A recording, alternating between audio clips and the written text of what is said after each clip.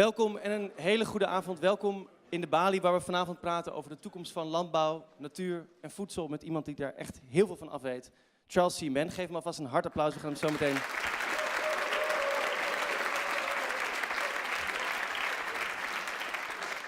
En het lijkt dan nu ook erg onbeleefd dat ik in het Nederlands u toespreek. Ik heb de introductie al een beetje met Charles doorgenomen. Die weet ongeveer wat ik nu zeg. En zometeen is er ook een stuk dat we met elkaar Nederlands gaan praten. Het gaat toch over de toekomst van ons land, ons landbouw. Misschien mogen we dat in onze eigen taal bespreken. En dat is niet onbeleefd, want er is een tolk vanavond die zal voor Charles het in het Engels vertalen en in zijn oren bezorgen. Dus ik ga Charles zo meteen verder aan u voorstellen, maar eerst even over jullie. Volgens mij is dit bij uitstek zo'n zaal die je niet hoeft uit te leggen dat er heel veel gebeurd is op het gebied van landbouw de afgelopen tijd. Het landbouwakkoord, 86 pagina's. Het concept landbouwakkoord is geklapt in een vroeg stadium. Terwijl de vlag in Nederland er nog niet altijd even goed bij hangt. En moeilijke keuzes en daarmee ook duidelijkheid veelal zijn uitgesteld. En met als gevolg dat we nog steeds van crisis naar crisis struikelen. Ondanks dat er hele goede gesprekken zijn gevoerd. We waren er dus niet allemaal bij die landbouwtafels. Maar van een aantal mensen die er wel bij waren, die hier ook in de zaal zitten vanavond, hoorde ik dat er een constructieve sfeer was, dat er momentum was. Nou, wij vonden het hoog tijd dat dat Haagse karakter uit die landbouwtafel moest. Dat we een publieke landbouwtafel moesten organiseren met iedereen hier aanwezig. U, wat experts die wij kennen. En dat we wat externe ogen konden gebruiken om een licht te schijnen op de Nederlandse situatie. En dat hebben we gedaan door Charles Mann uit te nodigen. En we gaan vanavond ook bruggen slaan tussen twee delingen. Charles Mann heeft natuurlijk het boek geschreven, The Wizard and the Prophet. Een boek waar je in kan wonen, waar heel veel in staat, waar je, ook als je hem uit hebt, nog niet mee klaar bent. En die leert ons over de twee posities in het landbouwvergroeningsdebat, waar we maar niet van los lijken te komen. En tussen die tweedelingen, tussen die werelden van oplossingen, gaan we vanavond een beetje ons voegen. En hopelijk levert dat iets anders op dan alleen maar iets tussen zwart en wit. Dus hopelijk levert dat niet een kleurloos landschap op, maar juist iets heel bijzonders. Daarover later meer. Dat is even het achterdoek van onze avond. En mijn rol wordt hopelijk naarmate de avond vordert kleiner en kleiner en kleiner. Want ik hoop dat we echt met u en met Charles in gesprek gaan. Mijn naam is Kees Foukema. Ik ben een programmamaker hier bij de Bali. En organiseer graag programma's over natuur en landbouw en klimaat. Voordat we zo meteen een daverend applaus aan Charles gaan geven, ga ik een paar mensen aan u voorstellen. Want we hebben een aantal mensen gevraagd om met hun eigen pet, zoals dat heet, of eigen bril, vanavond mee te luisteren naar de discussie, naar het gesprek. En ik ga jullie ook nog even voorstellen aan de mensen met wie we deze avond samen maken. Want de Bali werkt met Stop the Food Fight samen vanavond. Iemand of een organisatie die zich helemaal bezighoudt met het overbruggen van tweedelingen. Nou goed, wie kan het beter uitleggen dan henzelf? Dus ik ga er even eentje uitkiezen. Ik kom ook zo bij de ander. Hidde Boersma, heet je. Waarom moest deze avond er komen, Hidde? Nou ja, eigenlijk om... kijk, Joris en ik, die kennen elkaar een beetje uit de voedselsector. Eigenlijk uit het voedselgevecht, het voedseldebat. Wij werden heel vaak tegenover elkaar gezet tot een jaar of 6 geleden. Hij komt vanuit de slow food beweging. Ik vanuit de ecomonistische kant. Dus ik ben de tovenaar, hij de profeet. Wij dachten heel lang van, jongens, dit is een gevecht op feiten. Eén van ons moet uiteindelijk gelijk hebben. Totdat we dus het boek lazen van Charles Mann. Het is geen feitelijk debat, het is een debat over waarden. En daarmee begon ik, en ik denk dat het ook voor Joris gold, met onze tegenstanders een beetje te begrijpen. En ook een beetje te beseffen dat als we vooruit willen, dan moeten wij met z'n tweeën, en die twee verschillende groepen, die moeten door één deur kunnen, want anders wint de status quo. En dat hebben wij gedaan. We hebben Stop the Food Fight opgericht. We hebben een aantal films gemaakt. The Future of Food onder andere, waarin we dit een beetje uitdiepen. Ook Paved Paradise, waarin we juist één kant een beetje belichten. En daar kwam alweer hele felle reacties op, waar je toch heel erg merkte dat, ja, hoe diep ingesleten die verhalen zijn. Dus wij zeiden, ja, toen hebben wij dus eigenlijk deze denktank, deze avond, en met heel veel voorbereiding opgericht. Van, jongens, wij zijn er al 6 jaar mee bezig. Het is echt heel moeilijk om uit die hokjesgeest te stappen. Ja, dus uit die schuttersputjes te komen. Het is mij dus zelf ook weer tegengevallen. Ik had een film gemaakt. Ik kwam op de radio samen met Michiel Wilde. En dat werd toch veel meer een gevecht dan ik hoopte. Michiel Wilde heeft gelukkig daarna de hand weer gerekend. Want wij moeten dit echt samen gaan doen. En daar is deze avond een gevolg van. Kijk aan. Ik ga zo meteen bij Michael checken of dit de geschiedenis was, inderdaad. Joris Lohman, we hebben hoge verwachtingen van deze avond samen. We denken dat we het landbouwprobleem in Nederland kunnen oplossen. En als het even lukt, wereldvrede daarbij. Maar we hebben maar kort vanavond. En we zijn met veel. Wat hoop jij nou echt? Dit moet gebeuren vanavond. Waar hoop je dan op? Nou, we hebben in de voorbereiding, nadat we met Michael hiermee zijn begonnen, hebben we inderdaad een proces gestart waarbij we met heel veel verschillende mensen in het hele land, eigenlijk gedurende de zomer, hebben gesproken. We zijn bij Geert-Jan op de boerderij geweest, zijn in het Westland geweest. En daar hebben we geprobeerd om het thema en de thema's van deze avond allemaal op de agenda te krijgen. Dus het is een alomvattende, alles wat we zouden moeten bespreken over toekomst en landbouw en voedsel hebben we geprobeerd op te halen. En heb ik door jou geprobeerd hier op de agenda te laten zetten. Dat is een beetje de ambitie die ik heb. Wat het allerbelangrijkste daarin is dat ik bij iedereen die we gesproken hebben een ontzettende drive voel van we zijn echt klaar met die tegenstellingen. We zijn klaar met dat het zo stil ligt. En iedereen wil heel erg graag, als je zegt we gaan samenwerken en Hidde en ik doen dat nu, dan wordt iedereen super enthousiast. Maar toch zie je ook in die sessies dat er toch deze discussie weer een beetje gaande is. En ik hoop dat we hier bijna iedereen, of in ieder geval heel veel mensen hebben uitgenodigd die ook met die... En er gewoon zijn natuurlijk. En er zijn, met die tijd te zitten. En ik hoop wel echt dat we misschien niet zozeer een nieuwe visie hoeven te maken, want er zijn natuurlijk al zoveel visies geweest, maar dat we naar een soort van startpunt kunnen van hoe komen we nou voorbij het tegenover elkaar staan en gaan we werken aan de nieuwe vorm van landbouw en voedsel in Nederland. En ik hoop dat dus eigenlijk bijna meer op een gevoel met de avond en een ja, dat gaan we doen, dan dat we het gaan oplossen. Ja, dus meestal bij zo'n avond zegt iemand ik wil iets heel concreets, ik wil iets wat niet vrijblijvend is en jij zegt eigenlijk ik wil bij een gevoel uitkomen. Ja, nou, ik wilde dus zeggen, ik wil een manifest of ik wil een visie of dan gaan we dat allemaal ondertekenen en morgen zetten in de krant. Daar hebben we het trouwens over gehad. Gaan we misschien ook wel doen, maar het moet wel spontaan ontstaan dan. Fijn dat jullie mee willen werken. Fijn dat jullie bij dit spontane moment betrokken zijn. Maar belangrijker is inderdaad dat gevoel wat ik eigenlijk bij iedereen heb gezien van het gaat niet zozeer over die feiten, het gaat over we moeten verdorie vooruit. En dat hoop ik te voelen. Helder, ik kom aan het eind uiteraard terug om te kijken of dat gelukt is. Michael, jouw naam viel ook al even. Hidde zei dat het een behoorlijk gevecht werd. Hoe heb jij het ervaren? En gaan we dat vanavond doorbreken, die tweedeling? Dat sowieso. En over jezelf even wat vertellen. Ja, sorry. Mijn naam is Michael Wilde. Ik ben directeur bij Bionext. Dat is de ketenorganisatie voor de biologische sector in Nederland. We gaan het debat niet herhalen hier. Ik geloof wel, en sorry, dan ben ik toch niet helemaal met jou eens. Want ik geloof wel dat als we gaan samenwerken, daar gaat het vandaag om. Hè. De crisissen die we hebben, die zijn veel te groot omdat één partij of de andere partij dat in zijn eentje kan oplossen. Dat kunnen we alleen met elkaar doen. En dan geloof ik wel dat het belangrijk is om een punt op de horizon te hebben waar we gezamenlijk mee naartoe gaan. Hè. Dat die punt, die advies, we hadden het over een advisie hè, voor het kabinet. We gaan straks een nieuw kabinet komt er straks.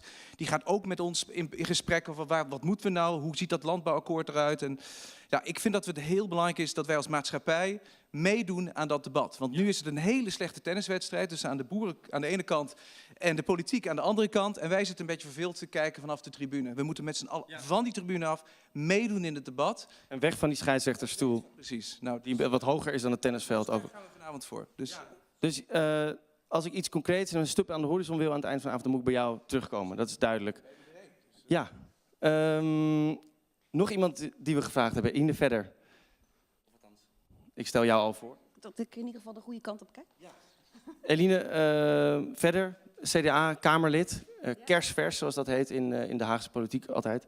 Een moeilijke tijd lijkt me om landbouwwoordvoerder te worden. Of in ieder geval een tijd waarin het nog alle kanten op lijkt te kunnen. Wat versta je onder jouw opdracht in Den Haag en wat hoop je dat je vanavond gaat horen om mee te nemen naar Den Haag?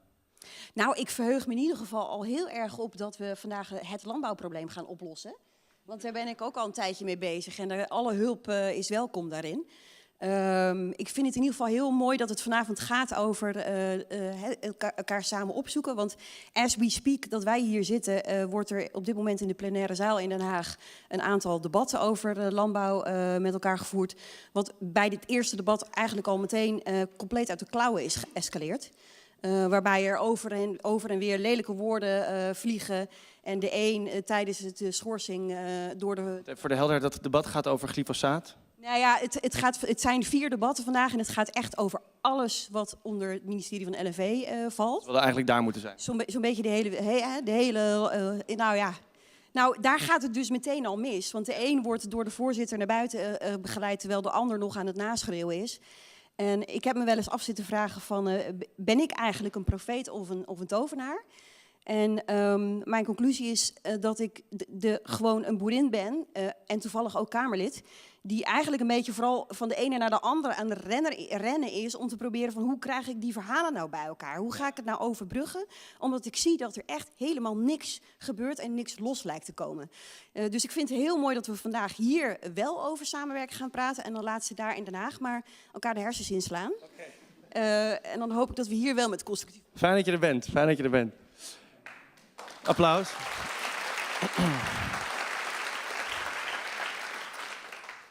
Roy Meijer, neem het voorbeeld van Eline en ga lekker staan. Hoe ga jij vandaag luisteren en wie ben je? Nou, mijn naam is Roy Meijer. Ik kom uit het Drentse Witteveen. Daar ben ik melkveehouder samen met mijn vader en moeder. En daarnaast ben ik voorzitter van de Jonge Boeren en Tuinders van Nederland. Dat is het NEJK, het Nederlandse Agrarisch Jongerencontact. Wij zijn de tweede land- en tuinbouworganisatie van Nederland. En ik heb namens die organisatie aan de landbouwtafel onderhandeld. Ja. Dus jij bent een van die weinigen voor ons dan die wel aan tafel zat. Ben je nu heel teleurgesteld dat het geklapt is? Ja, en ik niet alleen. Wij wilden er met de organisatie voor gaan. We moesten natuurlijk wel terug naar onze leden. Maar die hadden het laatste woord. Het gaat om hun toekomst. Dus ik had graag het aan hun voorgelegd. We waren ook nog niet klaar. Er waren nog wel een paar puntjes die we uit wilden onderhandelen. Maar dat is nou eenmaal zo in de onderhandeling. Je bent pas klaar als je klaar bent.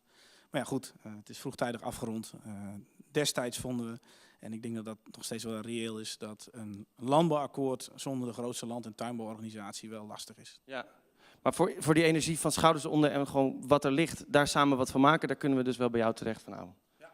Mooi, goed je te ontmoeten. En dan tot ook een applaus.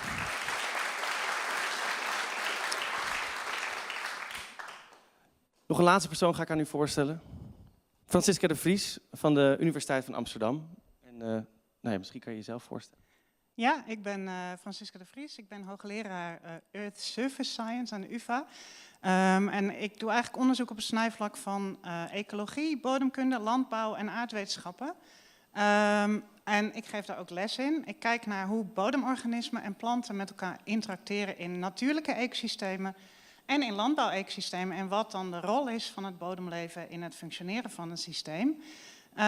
En ik heb ook het gevoel, ik ben ecoloog, dus ik word door ecologen vaak in een bepaalde hoek gestopt. Waar ik me soms niet altijd in thuis voel. Ik weet veel van landbouw, dus ik heb ook weer het gevoel dat ik in de landbouw een beetje een buitenbeentje ben. En wat misschien ook wel grappig is om te noemen, is dat mijn wortels liggen in Friesland. En mijn grootvader Paken had een melkveehouderij. Dus ik heb ook die wortels wel in me. Dus eigenlijk... Ja, en het lijkt dus een beetje op wat Eline zegt, van ik wil zo graag op een maandag 2 keer een wizard zijn en 2 keer een prophet. En pin me nou niet vast op zo'n hoek. Ja, precies.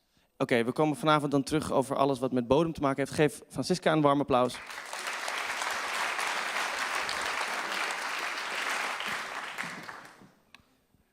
Yeah, and so then I think we've talked Dutch for quite enough time, actually. It is your native language. Yeah. I really struggle to speak it, though. It's difficult. Because now we're going to introduce someone we've been waiting, well, I've been waiting to introduce and you've been waiting to hear more about. Charles C. Mann. We're going to talk about your book, but first we're just going to give you the floor. And for the sake of completion, I'm just going to introduce you, although people probably know who you are, but just then we know we've covered it all. Charles C. Mann, journalist, author of great books, among others about the Americas, but also The Wizard and the Prophet. Wrote for amazing news sources like the Washington Post and the New York Times. A great author altogether. And I'm going to give you the floor to talk, to tell a story. So give him a very warm round of applause.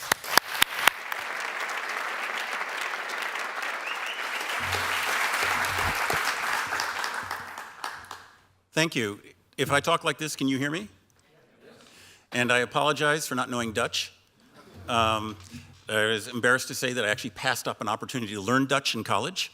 There's a special program in which students in the United States get money if they will study what they call little-known languages. Dutch was one of them, but my girlfriend at the time was of Asian, and so I took Chinese, and this was stupid because we broke up, and now I'm thinking, I really wish I'd taken Dutch. So this is what I'm here to talk about. Can you see the picture that's in focus? Because I have no idea. The lights are shining in my face. I can't tell if it's good? Okay. I really need the reassurance. So I'm very grateful to be invited here to a very modern, sophisticated place like the Netherlands. I come from a relatively simple culture in Massachusetts, and I thought I should do something very contemporary to produce the imagery. So I went to one of the generative AI sources on the internet, and I asked it to produce an image of my talk, which is a foreigner lecturing Dutch people about their environmental problems. And I actually think that's pretty good. That's sort of my idea of doing it. So what I'm going to do here is I'm going to talk about practically everything but the Netherlands, and then I'm going to try and sneak in a little bit about the Netherlands and hope that I fooled you with the good stuff in the beginning.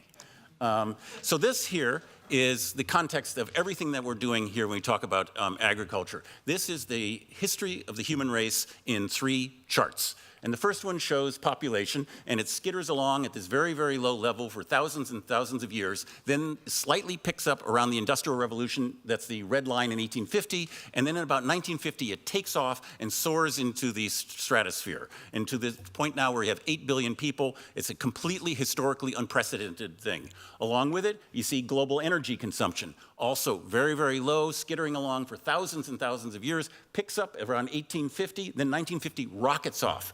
And that's, the story of climate change. And then finally, global productivity. That's usually measured in things like GDP. It's as good as we have. It's not a very good for resource use, for an attempt to quantify resource use. So you can think of it as global consumption, and it too does the same thing. It skitters along for thousands of years, and then rockets up in 1950 until we are in this incredible place where none of the previous generations have been before, and we have no idea what we're doing as we're standing on the edge of the diving board. And here's what's worse.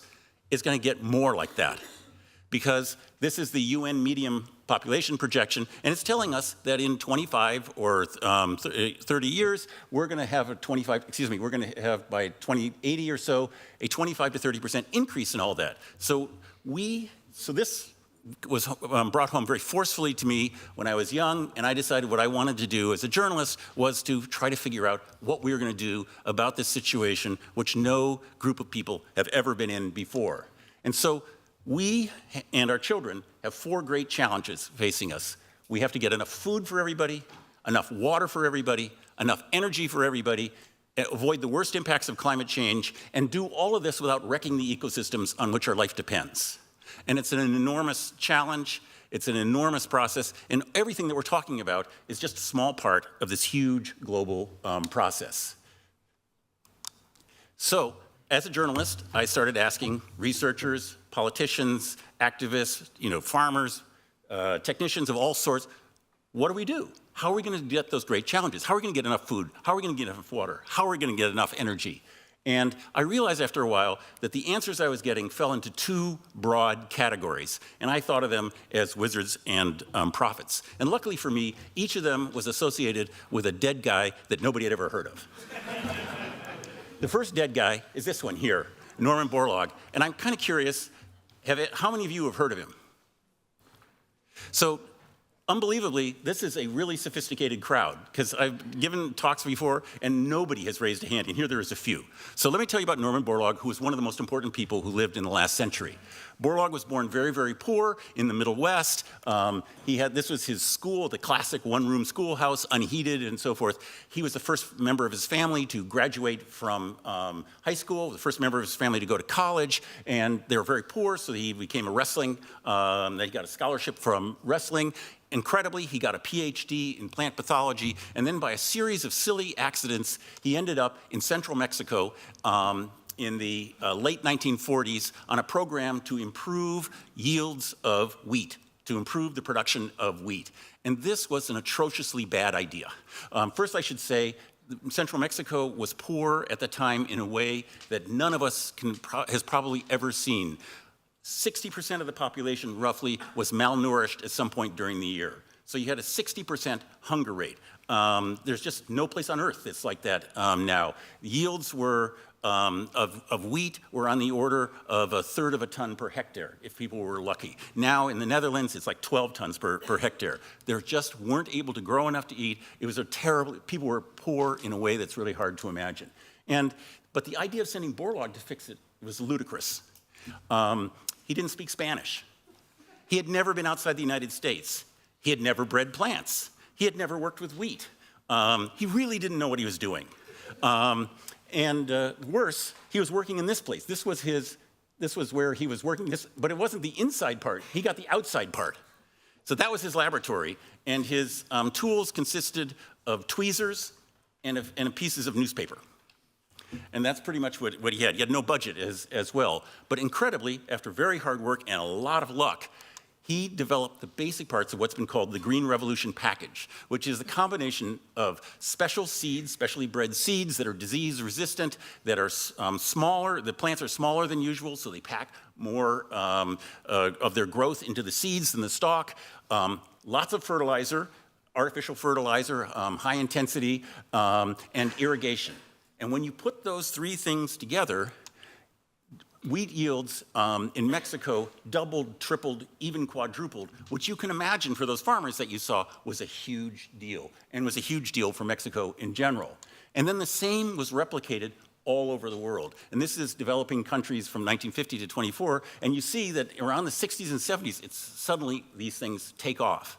And this has made an enormous impact all over the world. And one of the landmarks that many of the people in this room lived through was that sometime in the 1980s, this is the average daily caloric intake, 2,500 calories is what people typically say is necessary for a balanced diet and to keep going. And sometime in the 1980s, the average person on Earth had enough to eat all the time. And as far as we know, this is the first time in recorded history that had ever been the case. And so when I grew up, it was quite common to have people say, oh, eat your food because there's people starving in Asia. And nobody says that now, right? Nobody says, eat your food because there's people starving in Shanghai, right? Because they're, and all that stuff, the gleaming metropolises of Kuala Lumpur, of Tokyo, all those places exist on we're deeply involved and deeply created by this enormous increase in productivity of agriculture. Now, there's an expression I'm very fond of, written by a writer, Bruce Sterling, that says there's no permanent victory condition for being human. Every good thing, and this I think is really hard to view as anything other than an amazing accomplishment, is accompanied by, oh, I forgot this slide was coming. Sorry. Borlaug's success had huge impact also in the scientific world. And as a journalist, I can't tell you the number of times I've heard scientists say, I want to do for X what Borlaug did for wheat. And the whole idea is that science and technology, properly applied, can let us produce our way out of our dilemmas. We can be smart, we can make more, and everyone can win. But there are downsides, they say. Here's one of the first and most obvious. There's a lot of really bad irrigation happening. If you don't set up the irrigation properly, the water evaporates, the salts are in the water, they get into the soil. A lot of the Fertile Crescent, Palestine and so forth, looks the way it does because of bad irrigation. The Fertile Crescent is no longer so fertile. And even places like eastern Colorado here see these bands of salt. They're no longer good for agriculture. And this is, again, a global problem caused by the dramatic increase in irrigation leading with the Green Revolution. Then another one very familiar to you guys is that about 40% of the fertilizer that's put on farms doesn't stay on the farm. It goes into streams, then it goes into rivers, then it goes into the ocean. Fertilizer in the water is still fertilizer. It goes down to the bottom. The microorganisms there, the algae and so forth, eat it. They suck up the oxygen that they need for life, and they create these dead zones. This one here is about as large as the Netherlands. It's a little bit smaller, but if you take away the water, it's a pretty good match. And there's one in the Bay of Bengal that's about 3 times bigger. They're all over the place. And again, it's a huge environmental problem. Am I doing something wrong? Okay. But this, did you miss all that? Okay. I don't have to go back? Okay. So the biggest, what? We do it every evening. Okay. So the biggest impact here, this is a Diego Rivera mural, a wonderful Mexican painter, and it shows the sort of social relations that you had on farms all over the world in the 1920s, 30s, 40s, and 50s. You see a guy who looks like me up in the corner and just taking it as ease. He's the owner. You see the cops enforcing everything, and the poor people down below who have to do this. Do all the work. And this is what happened all over the world. As the land became more productive, it became more valuable, and as it became more valuable, it became worth stealing. And through government policies, through out-and-out theft, farmers all over the world were pushed off their land. And the result was to create these modern megalopolises. One of the most remarkable things I've done as a journalist was getting to fly over Mexico City in 2013 with a photographer, and the pilot turning to me and casually saying, "You see all those houses there? Every one of them, their grandparents were pushed off the land." And so these obviously are terrible. There's tremendous difficulties in the slums of all these cities, and all of this is tangled up with this enormous increase in agricultural production that has allowed so many people to live so well in other ways.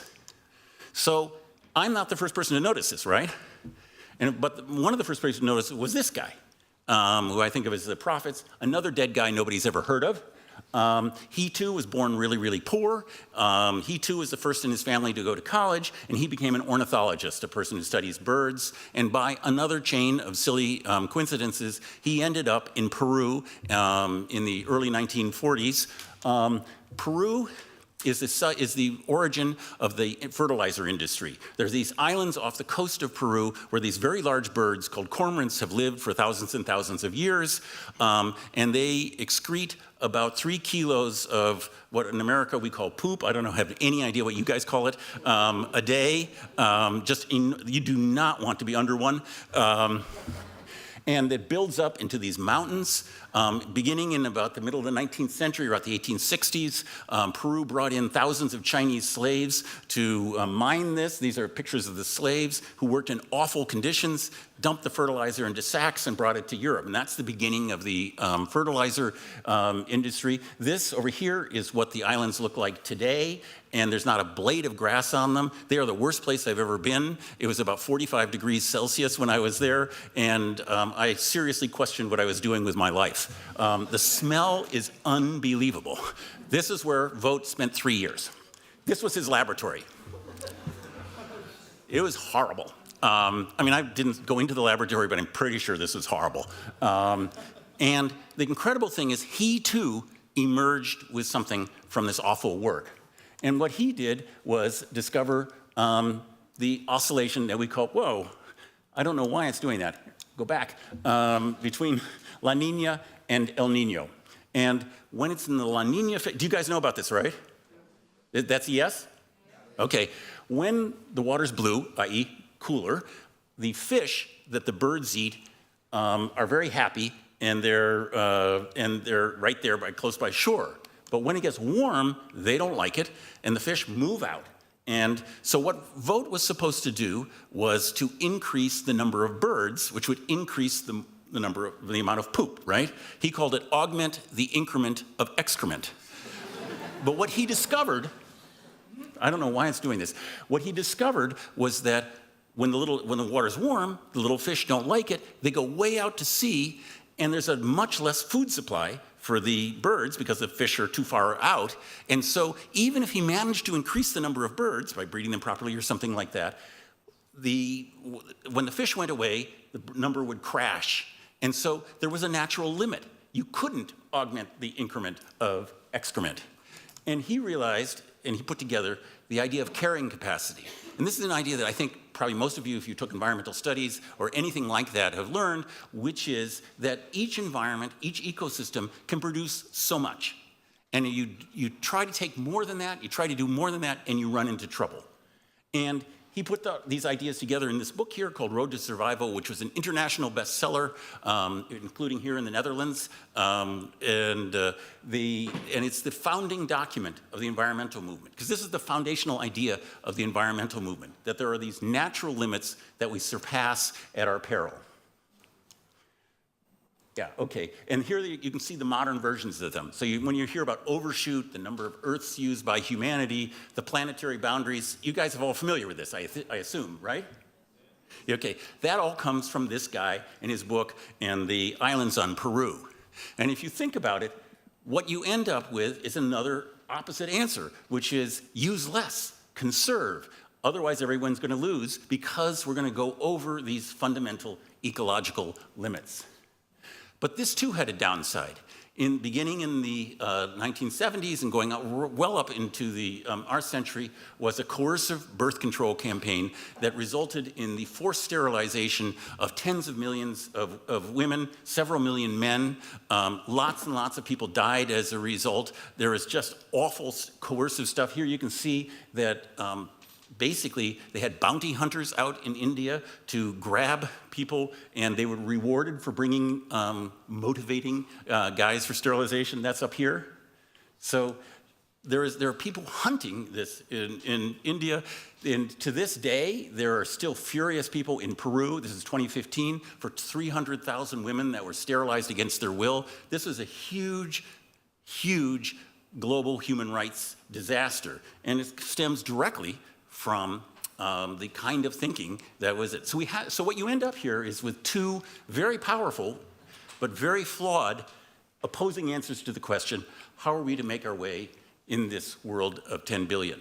And I have lost track of time. Am I done? Really? Okay. Because this is a good exit. Okay. We're not taking this exit. Right. You guys are gluttons for punishment.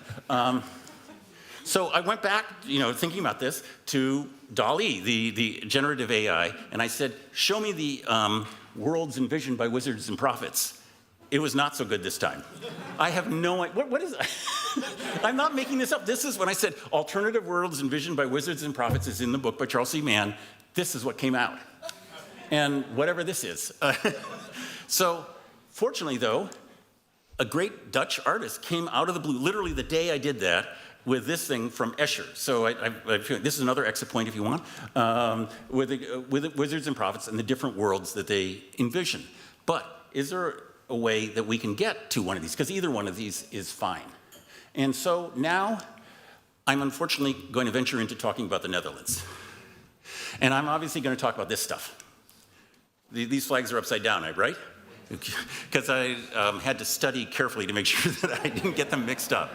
Okay, and this is obviously a very important and very upsetting symbol. And what's going on here is a fundamental wizard-prophets type clash that I think you guys are uniquely positioned to maybe get around. And the wizard's argument is a very powerful one. Our bodies are about 3% nitrogen. If we didn't have this nitrogen, we would die. It's like, even though it's only 3%, it's really critically important. If you look at the amount, we get that nitrogen from stuff we eat. We don't absorb it from the air or something like that. If you look at what we eat, about half the people in the world, the nitrogen in their bodies comes from artificial fertilizer. Exactly the stuff that you're putting on the farm fields. Literally, the fertilizer system is embedded in our bodies. You guys over here, artificial fertilizer, you guys over here, not so much, okay? And so the fact is that half of us on the planet owe our existence, all the thoughts we have, all our dreams, all our children, everything like that, to the Haber-Bosch process, which is the process that invented artificial fertilizer. It cannot be overestimated how important this is to our lives and how huge it has made benefits for people. But, again, no permanent victory condition for being human. So one of the things that the planetary boundary people do is, when the first time they did it, is they said, there are these certain limits, and nitrogen, we've already gone over the limit. And about 2 weeks ago, the latest update came out, and the current estimate is that we can produce this much extra nitrogen and dump it into the system for the year, and then the Earth can absorb it. This is where we are at. I hope, can you see that? So you know that 190 is bigger than 62. Yeah, a lot bigger. So this is a huge global issue, because it's not like it's just being dumped in one place. It's all over the world. And the result is just amazingly complicated and amazingly bad. some of it ends up about 75% of turns into N2O, which goes into the atmosphere. About 75% of that stuff comes from agriculture. In the lower atmosphere, it has bad effects on climate change. Up here, it screws with the ozone layer really bad. In the water, you have these dead zones, as I mentioned. One characteristic, these are the dead zones from fertilizer.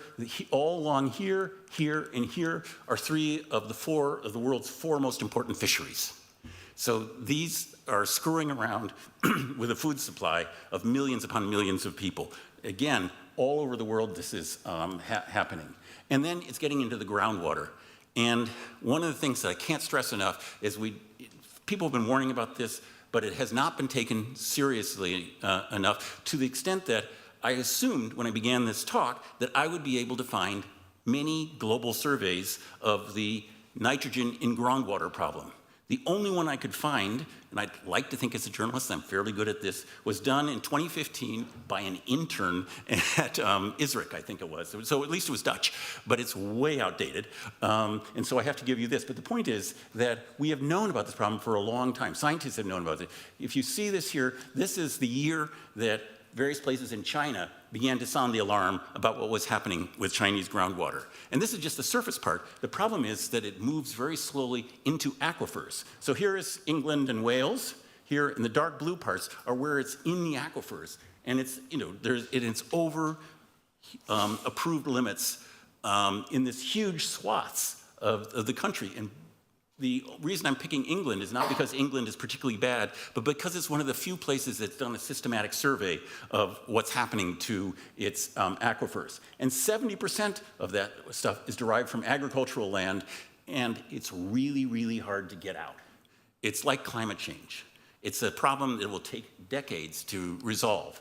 And this is something that I think is the issue that I hope I can contribute, because it's not something I've read in the Dutch but you're a very fine Dutch press, that if it wasn't, and it's put here by Oliver Morton, a wonderful English journalist, that if it wasn't for climate change, nitrogen would be the world's biggest environmental problem.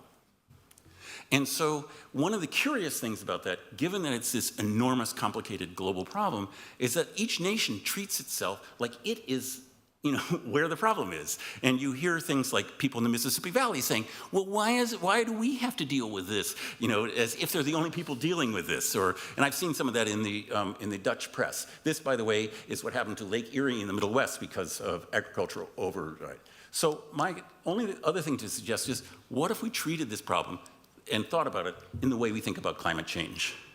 And climate change, we don't say this is going to happen overnight, right? We say this is a really difficult problem that we're going to have to spend years on, and it's going to require multiple ways of engaging in it. So we need to have efficiency, right? We need to have innovation of the sort where we bring back past practices that we abandoned for one reason, like siting our homes properly to take advantage of the sun.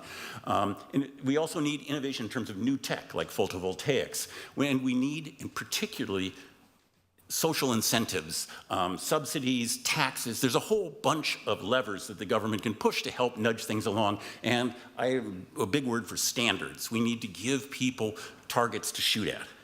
Now, again, something like this, I'm just a journalist, but you could imagine similar things for nitrogen. So you would have precision agriculture in which you really try to reduce the excess agriculture, and then you might re-engineer crops so they don't need as much nitrogen to begin with. You have innovation of the past, like tree crops and polyculture, which need less fertilizer. You have innovation as the sort that we think about when we say, and there's a whole bunch of these technologies here that are just being tested out for the first time. And you have incentives, subsidies, taxes, and standards. And what this would tell you is that you would need to bring on and treat it seriously. One of the things about nitrogen, there is no IPCC for nitrogen. But it's a giant global problem. There is no systematic surveys of the problem. There isn't even people trying to come up with definitions that are the same from country. One of the irritating things when I was trying to put this together is that the definitions of things change from country to country and place and region to region. And the thing is, you guys are good at this stuff. You are now, as I speak, there are experts from the Netherlands in my town near me, Boston, telling them what to do about climate change because you built stuff like this, right? And you guys are justifiably proud of that. You guys are also in New York and in Washington and Miami, and it's a profit center for you because you've done this for environmental management. And the reason was that the problems with water of this sort uniquely hit you more than other people, and so you developed this expertise. I would argue that, in a weird way, the nitrogen situation is similar, and I'm afraid that in 20 years, the United States is going to be paying you to help us fix it. Anyway, a big problem with all this is this sort of thing, right? People fighting each other instead of saying, figuring out what the goal is for everybody to get enough food, get enough water, get enough energy, and get enough, avoid the worst impacts of climate change, instead of going like Kirk and Spock here. So, oops, I'm done. Sorry. You're done? Well, I've run out of time. Okay. I have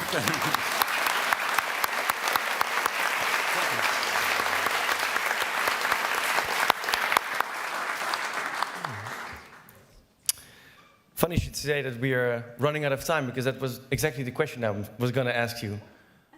Are we running out of time? But that's in part of you already sort of answered it. Because for a long time in the Netherlands it felt as if we were sort of sitting in our sort of isolated nitrogen hub, that we were all asking ourselves, why us? Why did it happen to us? Nobody's talking about this. Indeed, like you said, in the press it was a very, very long time. The Germans aren't talking about nitrogen, why should we? And now we finally hear through your pair of eyes that nitrogen is indeed a very big global issue.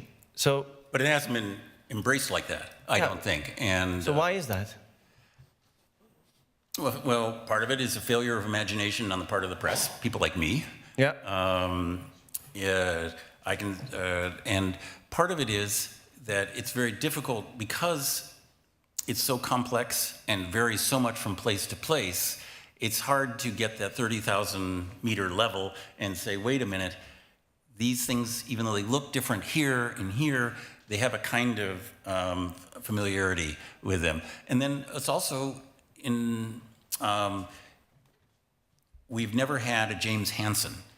So one of the things James Hansen. He's a climatologist, a famous climatologist, and one of the reasons that we all know about climate change is that he managed to testify very dramatically on the floor of Congress in 1988 about climate change. And that was when most people heard it and got on the front page of the New York Times and so forth. And then he arranged to go to Canada and say the same thing. In London, I think he may have come here, but he did a global tour and he managed to put it on the map, as we say. Yeah. And there's never been anybody like that for nitrogen. Yeah. And then I think there's this thing that's climate science is sort of sexy sounding, and it was conducted in big centers like that you have where you had all academic centers with lots and lots of computers, and it was like a cool thing. Agriculture, unfortunately, not so cool. Not so cool. I think it's cool, but I'm a negative indicator. I think a lot of people here think it's quite cool. Right, but we're talking about 30 or 40 years ago, and it was like the dumb guys, and literally in our case that. The state universities in the United States began as agricultural schools, and when people want to disparage them, they call them Aggies. Aggies. Yeah, which are like, that's like not as good as Harvard. Okay, we'll talk about the Aggies. Yeah. Okay, in this room full of Aggies then. Yeah. And in your talk, I sort of sensed that you're quite happy that this happened to us, because we're definitely not happy with the nitrogen situation. We're trying very hard to fix, but in a sense, I heard that you said the Netherlands is sort of the Petri dish, and I'm happy this is happening to you because you might be able to solve it. Can you please elaborate? Happy is I'm that's probably true, but it's sort of, I'm embarrassed that you caught that. But I'm now going to defend myself. Yes, please. Obviously, nobody should be happy that somebody has a problem. Okay, but the Netherlands has a remarkable technological capacity. I was joking at the beginning about being a technologically sophisticated society, but it's really true. And you have a remarkable tradition of understanding that you have to manage nature in order for you to protect yourselves from bad things that have happened. And you're a wealthy society. So if this were somehow in Alabama, where you don't have the same kind of technological capacity, you don't have the long history, and you don't have the wealth that you have here, it would be much more of a problem. But so, look, nobody should have this problem, but if somebody does, I'm glad it's you. Yeah. And even though I think you're going to be selling it to me, I really do think you're going to be selling it to me. Yeah. Yeah. So in that sense, you're sort of lucky that we're the first to bump our heads because our heads are full of brains that can possibly solve it. Yeah, and it's sort of silly to say it, but I think it's true. Yeah. Yeah. And Because you don't have any alternative. We, continue for a little while to pretend like, oh, it's not happening. exactly. Right. Because that's the flip side is why we're unhappy is that because the environmental cost at which this great marvel came, this great sort of Right. the end of famine, the end of hunger, this great marvel came at large environmental cost, and Right. you described even land grabbing in international Environmental context and social cost. and great social cost, exactly. And another thing is that you guys, in a certain way, because you're a small society, one of the things that's really striking to me is, it's sort of weird to say this, but everybody knows each other. Yeah. Right. Hi, Bob. And what that means is that all the parties, I know that it's very difficult even here to coalesce all the parties, but it's way easier than in a place like the United States. Yeah. So even in terms of social circumstances, you think it's good that the petri dish is the Netherlands for nitrogen. Yeah, and I know that's sort of like saying, I'm glad you're on fire. Yeah. We're gonna keep on talking about this problem, but I think as tonight is sort of, we're also trying to aim to sort of close this rift between prophets and wizards. I want to ask you, because you've been meeting a lot of people and speaking to a lot of people on your book, why does it feel that every time we have a discussion about anything, so in this case it's nitrogen, we tend to fall into these recognizable archetypes again? What is it? Is there a physical law that we have to divide ourselves? No, of course not. But, surely you're not asking me, why do people fall into familiar habits of thought? I mean, that's surely not your question. No, for sure, no. Because new things happen, and how do we judge it? We have our frameworks that we've already got, because we're learning about new things, and we want to apply our past experiences to it. Yeah. I mean, it's a very human thing to do. Unfortunately, it has some negative effects. Yeah, but when you were describing the solutions to, you gave a bit of you did a pretty good assist ball to solving the world nitrogen problem, and I saw That's a lot not of me. I mean, that's what people are doing. what people are coming up with. And one of the things that's really impressive to me, in a certain sense, that because I think people aren't taking this seriously enough, is that kind of list of the possible things to do. I actually was looking for a list in the literature of these are all the things that we need to do, and I had to write my own. Yeah. So that's a journalist list. How bad is that? Yeah, It's really, really quite bad. No, terrible. I noticed about the list that a lot of the solutions seem to fall in, would be associated with a wizard. On the sort of that point would be a wizard solution, that would be a prophet solution, Sure. and you pack them all. Why is it so hard sometimes to just see that we have overcome the rift? We need to talk with prophets and we need to talk with wizards. Simple as that. So one of the things that I'm very interested in is other forms of agriculture. Our agriculture, when I went to Wageningen University, which is another reason to pick the Netherlands, because you have this amazing intellectual capital there. When you look at their budget, 95%, I think it was, % of the budget is spent on a very small number of crops grown in a very particular way. Mm-hmm. There are many other forms of agriculture, and one you hear a lot about now, is getting a little bit of a vogue, is agroforestry. Yeah. And so that's a typical profit answer. And an agroforestry is that you grow tree crops. And this is not unfamiliar in European culture. In places like Germany, up until about 1800, 40% of the calories came from chestnuts. I don't know about the Netherlands. Do you guys grow chestnuts? Did you? Sure. No? I'm getting a yes, and I guess people don't know.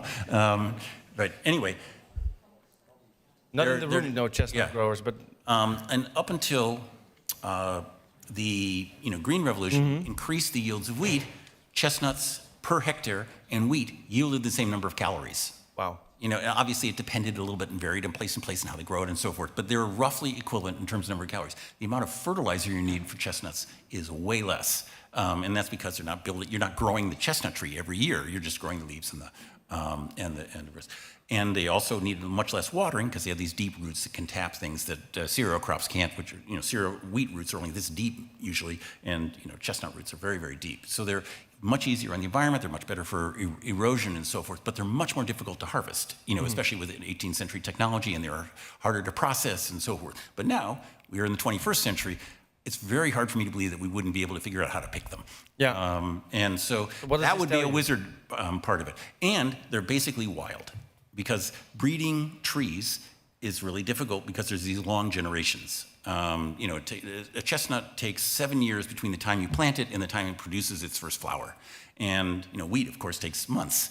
In fact, when Borlaug did it, he did it twice a year. He had 2 crops a year, and he was able to get 15 generations in 7 years, in the time you get 1 generation of chestnuts. And so that's been an insurmountable problem for yes. So if you really wanted to say, okay, let's go into agroforestry and let's make it more productive, we now have genetic tools that we could use. So you could use, that's why I bunched them together. You could use a prophet's techniques with, a wizard's techniques if you wanted to. But but then there's people who are very dedicated to conventional farming. You say, wait, there's a yield gap, there's it's inefficient, it's going to be doing this, and they don't want to do that because they're, wizards, they say this seems very primitive, a bunch of trees. It doesn't ring any wizard bells. So right. And then you get, the Greenpeace, and you say, you're going to do what to the trees? Yeah, right. Exactly. So if you fall, so it may not work, but I'm just saying that there are possibilities like this that would come up when people talk together. Yeah, so what would your suggestion be? Let's say the Netherlands is the chestnut problem. What would we have to do to look at the Netherlands from a more wizard and prophet perspective? Wait, just for chestnuts, or? No, I would say, like, if you apply this chestnut example to, for example, our nitrogen issue, what would that look like? So one of the things that I also think that you can do, and this, again, is general. I really don't know enough about the Netherlands to give you specific advice. And particularly sitting in front of you, the idea of someone who actually knows something about Dutch politics would be ludicrous in the extreme. So let me talk in general terms, because I really don't want to go fool myself, even more than I already have. But, one of the things is that often these issues, and from the news coverage, it sounds as they are treated as if they're only agricultural issues or only environmental issues, but they're piled up with all kinds, because agriculture is such a fundamental, in nature, are such fundamental parts of the human identity. That's not true. And so one of the things that you see all over the world, in the United States, in France, and here, of course, is people from rural areas being really politically unhappy. And that's part of the reason for the Trump people. It's part of the reason for the Gilets jaunes. It's part of the reason for what you have here, the BBB, as I think of it, and I'm sure it's pronounced differently in Dutch. It's part of the reason that Modi is so successful in India. It's part of what's going on in China. And what this is countrysides have been depopulated, and that has led to all kinds of social ills and a whole class of people who are doing things and benefiting others, feeling like they're being targeted and so forth. And they have been. I mean, it's really true. And so that's, but that's also an opportunity, because one of the arguments against these other forms of agriculture is that they're inefficient, and one of the inefficiencies is they need more labor. Well, hey, you're talking about, yes, it's inefficient, but it's also bringing more jobs. And one of the oddities, and one of the ways that rural people have been targeted, is that these subsidies go in agriculture all over the world. Maybe you guys are much wiser, and so I'll be talking about Belgium or something and not you, but all over the world, with possibly your exception. I don't think so. The subsidies have been targeted in ways that benefit the urban people, so that in the United States, for example, you can get subsidies for your tractors, all kinds of them that benefit the people who make the tractors ultimately, because they get more. You can get subsidies for major crops and so forth. But what you don't get is subsidies for labor. And people say, oh, you can't possibly have this. Nonetheless, people all over the world, when Amazon, for example, wants to build a new center here, city governments or provincial governments or whatever the appropriate level is, rush to say, we'll get you this land, we'll give you a tax exemption, we'll do all this. That is subsidizing labor. You do that because you want the jobs. But those are good jobs, and agricultural labor is considered a bad job, which is part of this residual thing. So one of the toolkits, I would argue, is that if we think about what we're trying to do as getting everybody a good life with this, that some of those things that we think are efficient might not seem as efficient as is, and that gives us some space to consider other things. And how to balance all that? Well, that's the job of politics. Politics. Yeah, no, that's what politics is and for. Democracy. Yeah, and democracy. Yeah, that's what it's for. It's interesting because both the wizard and the prophet, the two characters, Vogt and Borlaug, that you describe in your book, they both seem to be quite blind to this sort of social, political, or even justice aspect. Yes, that's the conclusion. Yeah. That's the thing that they're both blind to. And so if I had to, ring my little bell, I would say, think about these social aspects, because that's what matters. Yeah. How is this helping people get better lives? Yeah, because interestingly, when we talk about technology in agriculture, for example, we very often try to judge the technology by its merit, but but sometimes there's multiple ways to measure that merit. Exactly, and we I think very often skip the social part. So or see the technology as a substitute for social change. Right, and so if there's a fault with the eco-modernist position, it is often they say, yes, let's get everybody in cities, and that maximizes their freedom. But there's a huge difference. Somebody's going to be out there in the country, right? And there's a huge difference between 70% in the urban population and 95%, and unfortunately in many places in the United States, it's, up to 90% have gone from these places. I have a friend who's a journalist, he's from a rural town in West Virginia. There's only 15% of the people who were there before, and guess what? They have a lot of social problems, drugs and unemployment, and people are sick and so forth. So, you guys have a much better healthcare system and a much better social system. Trust me, you do.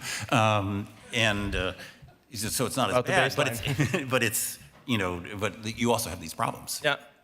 So interestingly, they teach us the wizards and the prophets. They teach us a lot about science and the future of our planets and which sort of routes to take and what position to take. But they also teach us more about the blind spots we have for these social and political questions about justice. Yes, justice is really, people don't feel that what's happening is fair. Mm-hmm. And, if you look back and you say, for me, coming as an outsider, one of the things a friend of mine told me these numbers, which was that, in 1950, there's 10 million Dutch people, 700,000 farmers. Yeah. Is that right? Yeah. Well, my friend Leonard is very smart. He got the number. And then now it's 18 million Dutch people and 55,000 farmers. And it's, that's a dramatic reduction, and it would be extremely hard if I try to imagine it, and I think I would feel like they were targeting me. That if I saw 90% of the people like me no longer able to do that, well, actually, that's what journalists feel like now. Journalists and farmers have that in common? Yeah, have that in common. They should talk together. Maybe they could do something. Yeah. They should.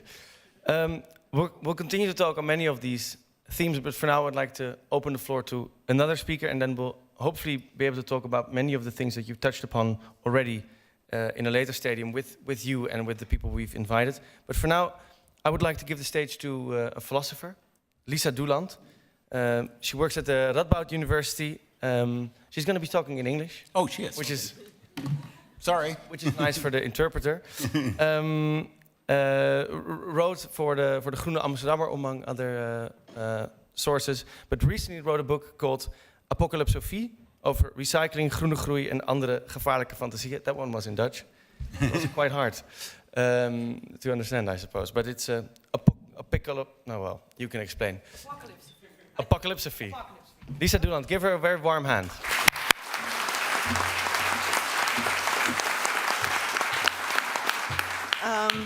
Yeah, first of all, thank you so much for inviting me to come here today. I must say that I'm kind of nervous because I feel like I'm the only philosopher in town.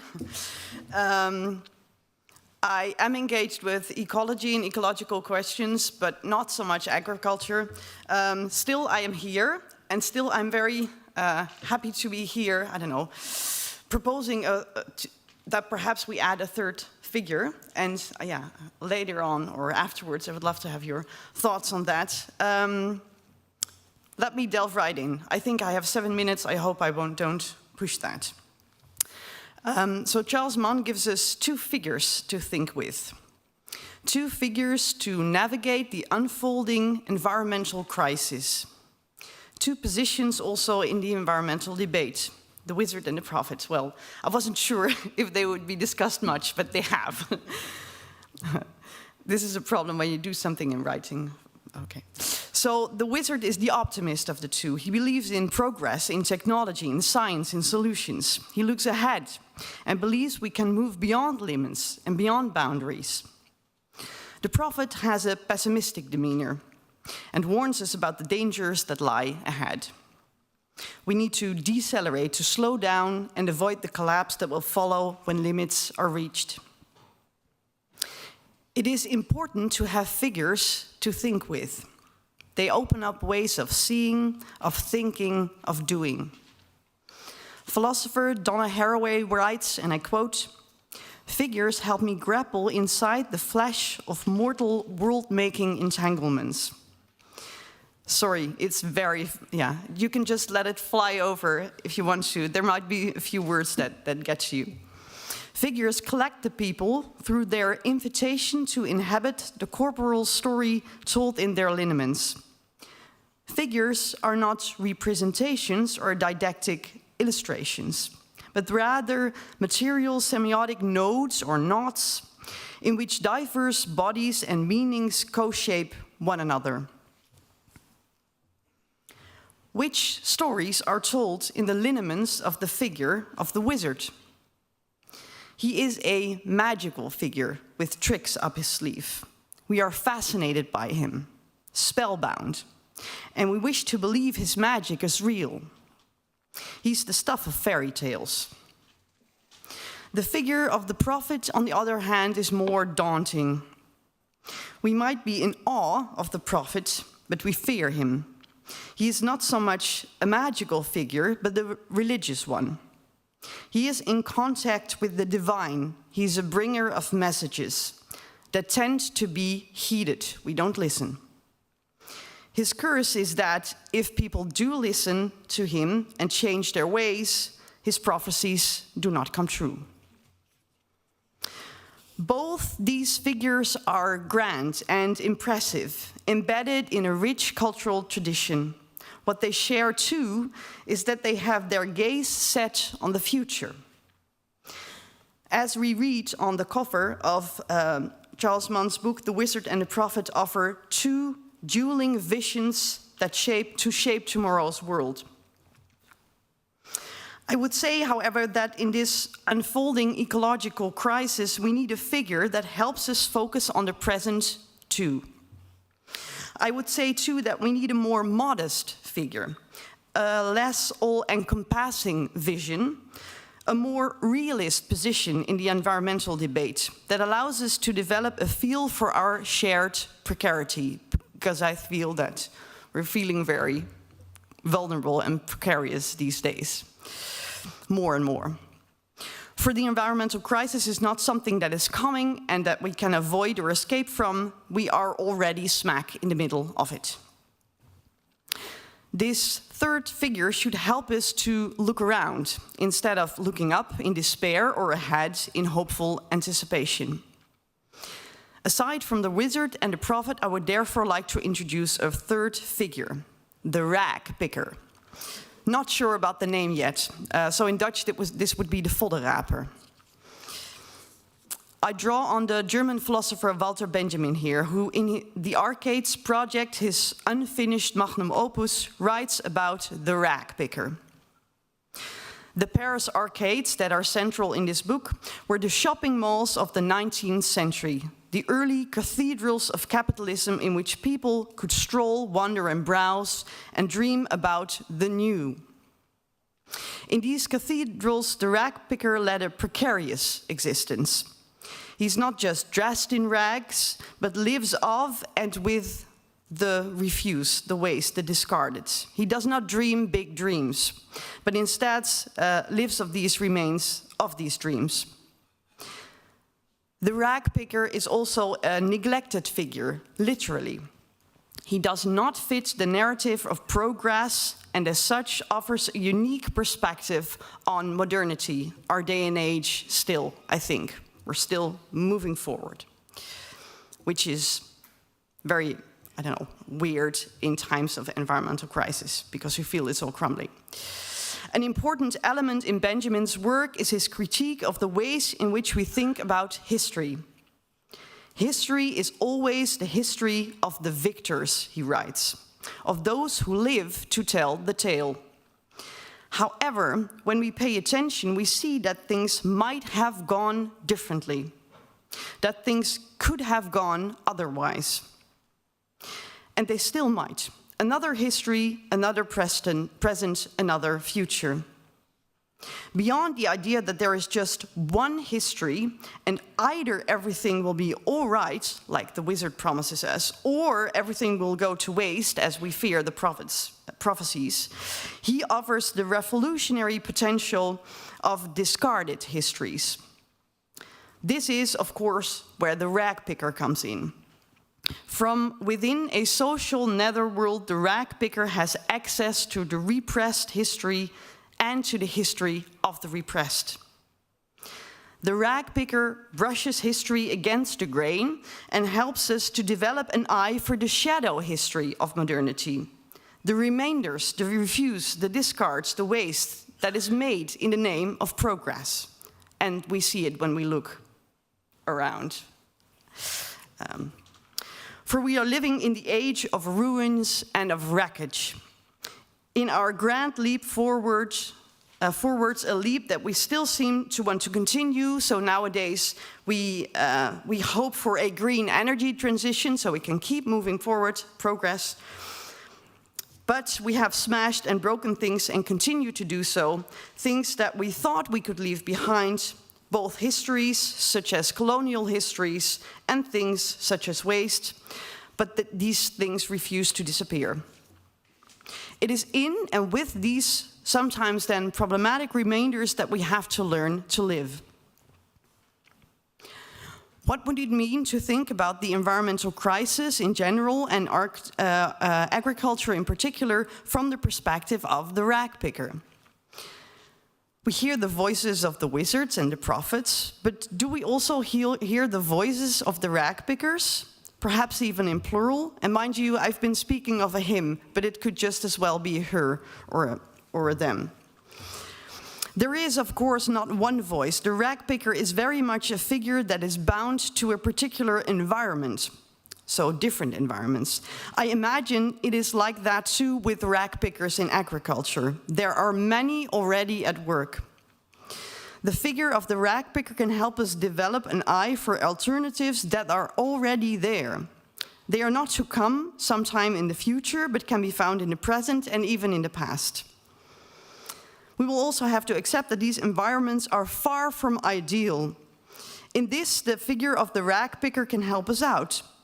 He's neither an optimist nor a pessimist, but a realist. He does not look up, he does not look ahead, he looks around. So Harare writes, figures help me grapple inside the flesh of mortal world-making entanglements. Figures collect the people through their invitation to inhabit the corporeal story told in their lineaments. So this is what the rag picker helps us do, literally. Following this figure, if we take him seriously, if we think as a rag picker, we even realize that we are all rag pickers already, whether we want to or not. Our bodies are collecting PFAS and microplastics, chemicals and pesticides. Following the rag picker, we find that we are ecological beings, and that taking care of the environment means taking care of ourselves, and vice versa. There is, however, no way to ditch all the problematic leftovers and remainders that are already there. Some of them are here to stay for quite a while. However, the rag picker, I think, can help us learn to live with them. Thank you.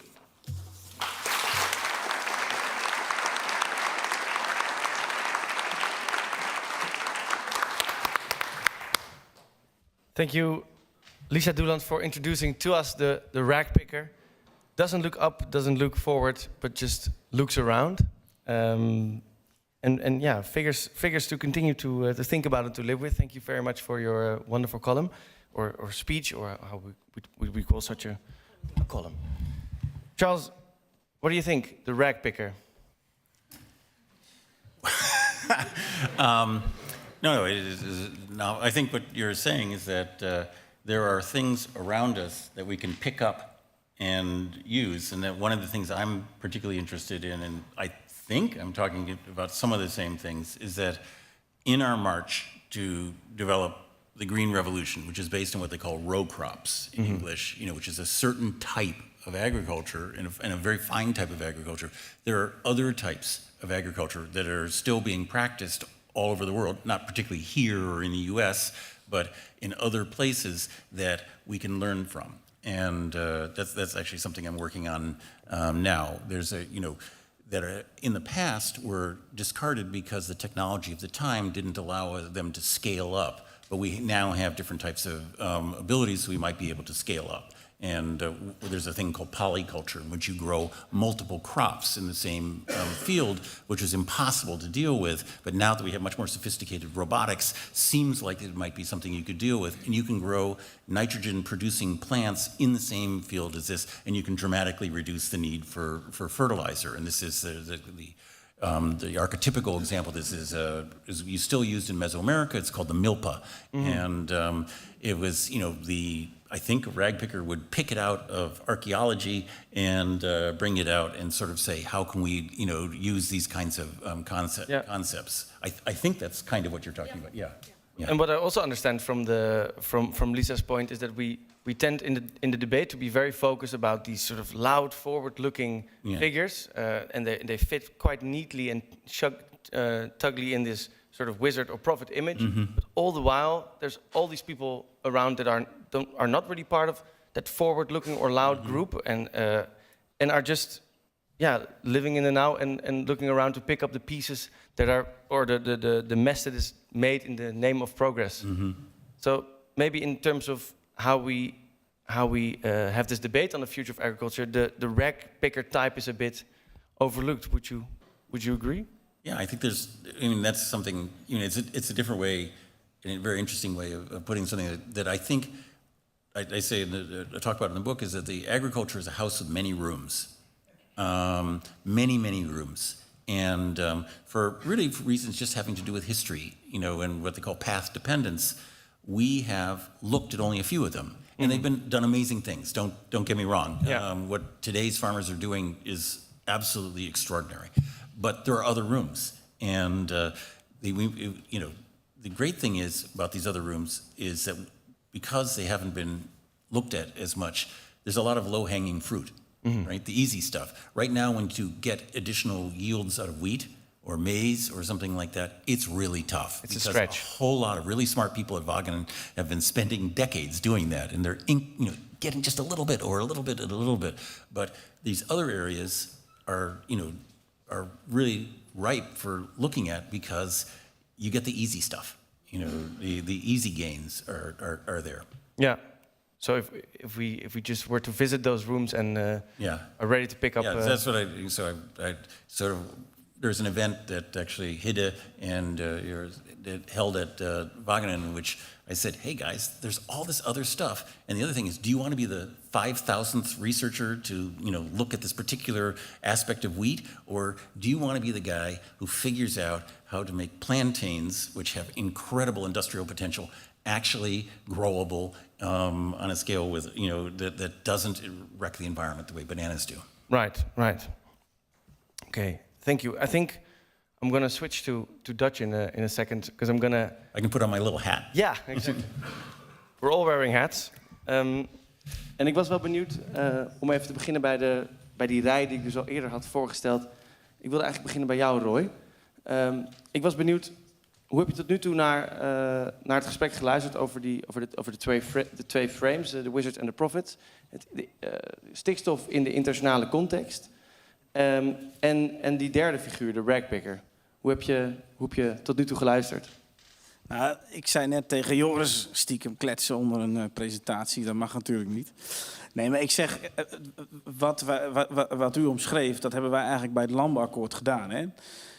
Onze tactiek als jonge boeren en tuinders was heel simpel. Wij wisten van tevoren heel goed, dit is de enige kans die we hebben om met het bedrijfsleven en met de overheid de politiek, hè, dus Eline, te omzeilen. Want om de 4 jaar zit daar weer een nieuwe kleur en iedereen heeft nieuwe ideeën en het gaat van links naar rechts. En als je zelf als samenleving een antwoord hebt, nou, dan mag je een krachtige politieke partij zijn als je daar de middelvinger erop steekt. Dus het idee was, als wij nu met die partijen eruit komen om een toekomst te maken, dan moet dat lukken. Maar dan heb je een paar dingen die je moet accepteren. Je hebt aan de ene kant de biologische grenzen waar je tegenaan loopt en daar zijn politieke keuzes over gemaakt. Ja, je kunt op je kop staan, maar op een gegeven moment heeft de politiek gezegd, wij hebben een opdracht op klimaat van 5 megaton of we hebben 41% stikstofemissies te reduceren. Ja, dat zijn die stikstof, natuur en klimaatdoelen. Nou, kijk, en als dat dan de politieke realiteit is en blijft, ja, dan moet je zorgen dat je binnen die politieke realiteit gaat kijken, hoe krijgen wij als jonge boeren en tuinders een toekomst? Nou ja, dan heb je een paar dingen die zijn met biologie of met een stukje biologische grenzen op te lossen. Doordat op een gegeven moment we in het landbouwakkoord hebben gezegd, de veestapel die gaat krimpen met een goede 20-25%. Nou, dat heeft als gevolg voor ons als jonge boeren en tuinders, de emissie die er niet is, ja, die hoeven wij ook niet op te lossen. Betekent wel dat we andere dingen moeten gaan oplossen. En daar heb je zowel techniek als een stukje management voor nodig. Hoe je omgaat met je land, hoe je omgaat met je dieren. Nou, als je die twee discussies bij elkaar zet en je komt in de praktijk, waar alles dus samenkomt, en je gaat vanuit daar redeneren, dan is er ineens een goed gesprek mogelijk. En vergis je even niet dat, ik weet niet of je dat moet vergelijken met de tovenaar en de profeet, maar wel met dat we niet meer in mekaars wereld konden kijken. Sinds dat wij productschappen hebben opgeheven voor de mensen in de zaal die niet weten wat dat is. Nog even uitleggen. Precies. Na de Tweede Wereldoorlog lag Nederland in puin en heeft het toenmalige kabinet onder leiding van Willem Drees gezegd, wij kunnen niet alleen als overheid de samenleving opbouwen, maar daar moeten we ook het bedrijfsleven voor gebruiken. En met name in de agrarische sector, die kregen dan publiek bestuursorganen waren, die kregen ruimte, beleidsruimte om voor een sector te beslissen, we gaan naar links of we gaan naar rechts. En met name in de agrarische sector is dat enorm ontwikkeld. Dat waren op een gegeven moment instituten die bepaalden wat er gebeurt. Maar die hadden ook beleidsruimte om iets te doen. Maar daar kwam iedereen samen. Het bedrijfsleven, de boeren, de overheid hoorde er eigenlijk niet bij, maar die zat ook aan tafel, want die wist wat daar gebeurt, daar gaat het om. Dus je kende elkaar en je kon in mekaars wereld kijken. Dat hebben we ook als sector, maar ook als politiek vakkundig de prullenbak ingegooid in 2014. En toen waren we elkaar even kwijt. Maar ja goed, we dachten de boel is af, maar toen kwam fosfaat, toen kwam stikstof, nu hebben we klimaat, we hebben straks nog water. En dan heb je ineens en geen structuur meer, overlegstructuur, je hebt geen strategie meer en je hebt geen visie. Ja, dan wordt het ingewikkeld. Nou, en dan wint degene met de dikste portemonnee. Dat is niet onze achterban, want die moet nog een bedrijf. Wie was dat dan wel? Dat zijn bedrijven waar ofwel de kop van de financiering op zit, ofwel boeren boven de 50 jaar, die geen opvolger hebben. Want die hebben daar investeringsruimte in. Als ik een bedrijf wil overnemen, dan moet ik mijn ouders uitkopen. Dat betekent dat ze een huis moeten hebben en een pensioen. En zolang we dat niet hebben geregeld, moet ik dat betalen. En dan gaat mijn omzet niet van omhoog, maar mijn kosten wel. En dit heb je allemaal net tegen Joris zitten zeggen. Ik heb helemaal niet geluisterd, dat was het punt.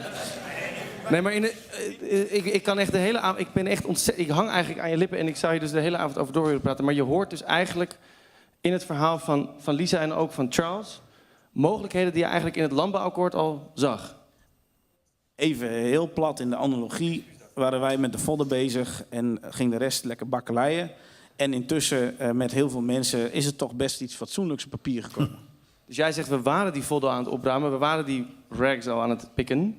En juist door een beetje schreeuwerige toekomstdenkers is het best wel ingewikkeld voor ons geworden. Nou, toen ze zo aan het schreeuwen waren, was dat voor ons makkelijk, want iedereen keek daar naartoe.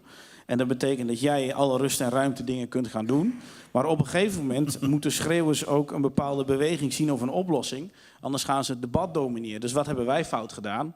Op een gegeven moment moet je als voddenmaker ook een keer gaan uitleggen van joh, wat ben ik nu aan het doen en waarom is dat goed? En waarom draagt dat bij? Nou, ik denk dat wij onszelf kunnen aanrekenen als jonge boeren en tuinders dat we dat te laat hebben gedaan.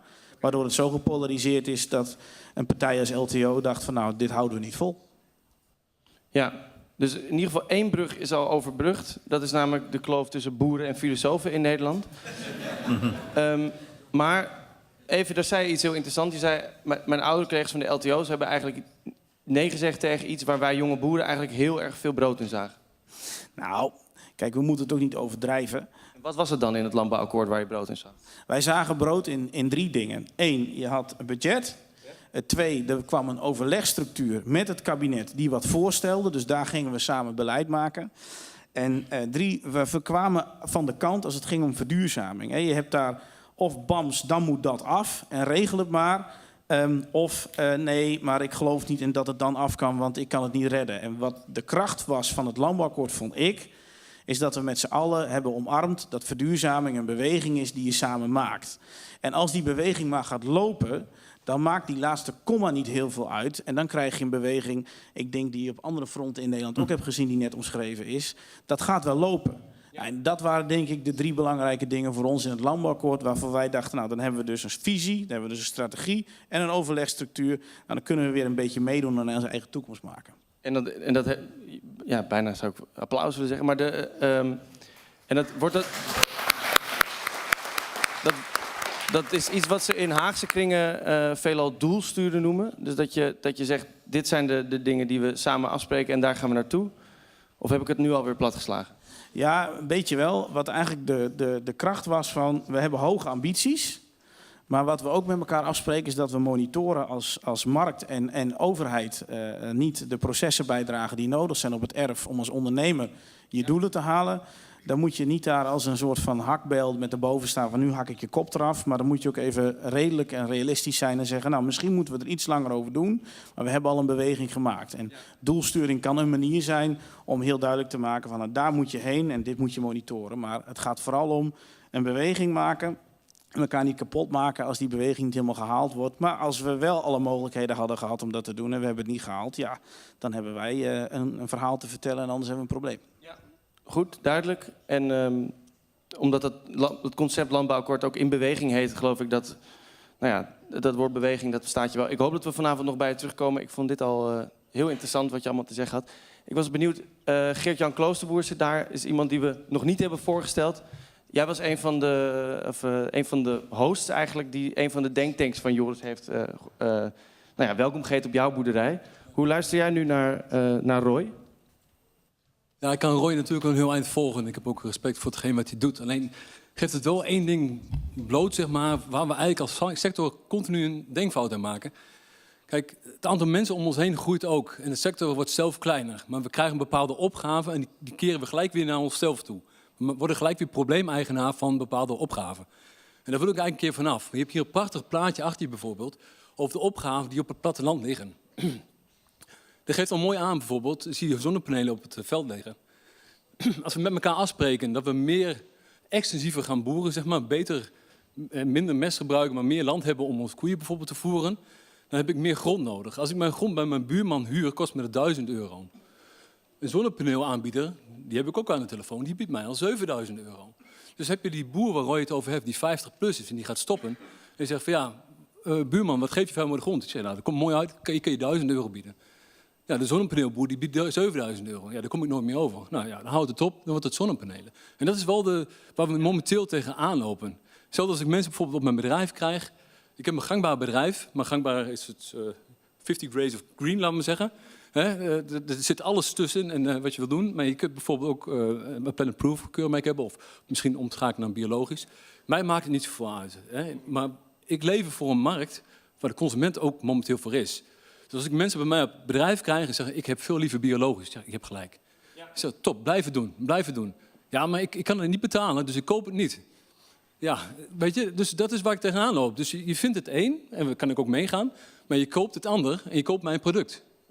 Snap je wat ik bedoel? Ja. En ik vind dat een hele moeilijke discussie om daar uit te komen met elkaar. Want alles polariseert. Het is of zwart, het is of wit, het is of wizard of prophet. Het is land sharing, land sparing, maar het zit er tussenin, zeg maar. Je noemt het. Maar Ja, en je zegt dus ook in directe relatie tot wat Charles zei, er zijn heel veel uitdagingen op het platteland. We hebben tussen de sociaal-economische positie van de stedeling en de plattelandsbewoner heel veel uitdagingen. En die vallen samen in dit plaatje onder andere. Maar vervolgens wat de boer op zijn bord krijgt, zijn een lijstje dingen die ze voor landbouw moeten oplossen. En dan komt er dus een concept landbouwakkoord en niet een concept plattelandakkoord landschapsakkoord. Maar we eigenlijk ook weer missen, je hebt het over de productschappen. Eerder hadden we ook het FROM hadden we, zeg maar. Het ministerie van Ruimtelijke Ordening. Precies. En volgens mij moeten we daar weer naar terug. Want ook Charles zei van, de boer lijkt af en toe buiten de samenleving te komen staan. En dat merk je nu ook. En volgens mij als we weer met elkaar aan tafel gaan en ook gelijke pet op hebben. Kijk, wij hebben wat te geven aan grond.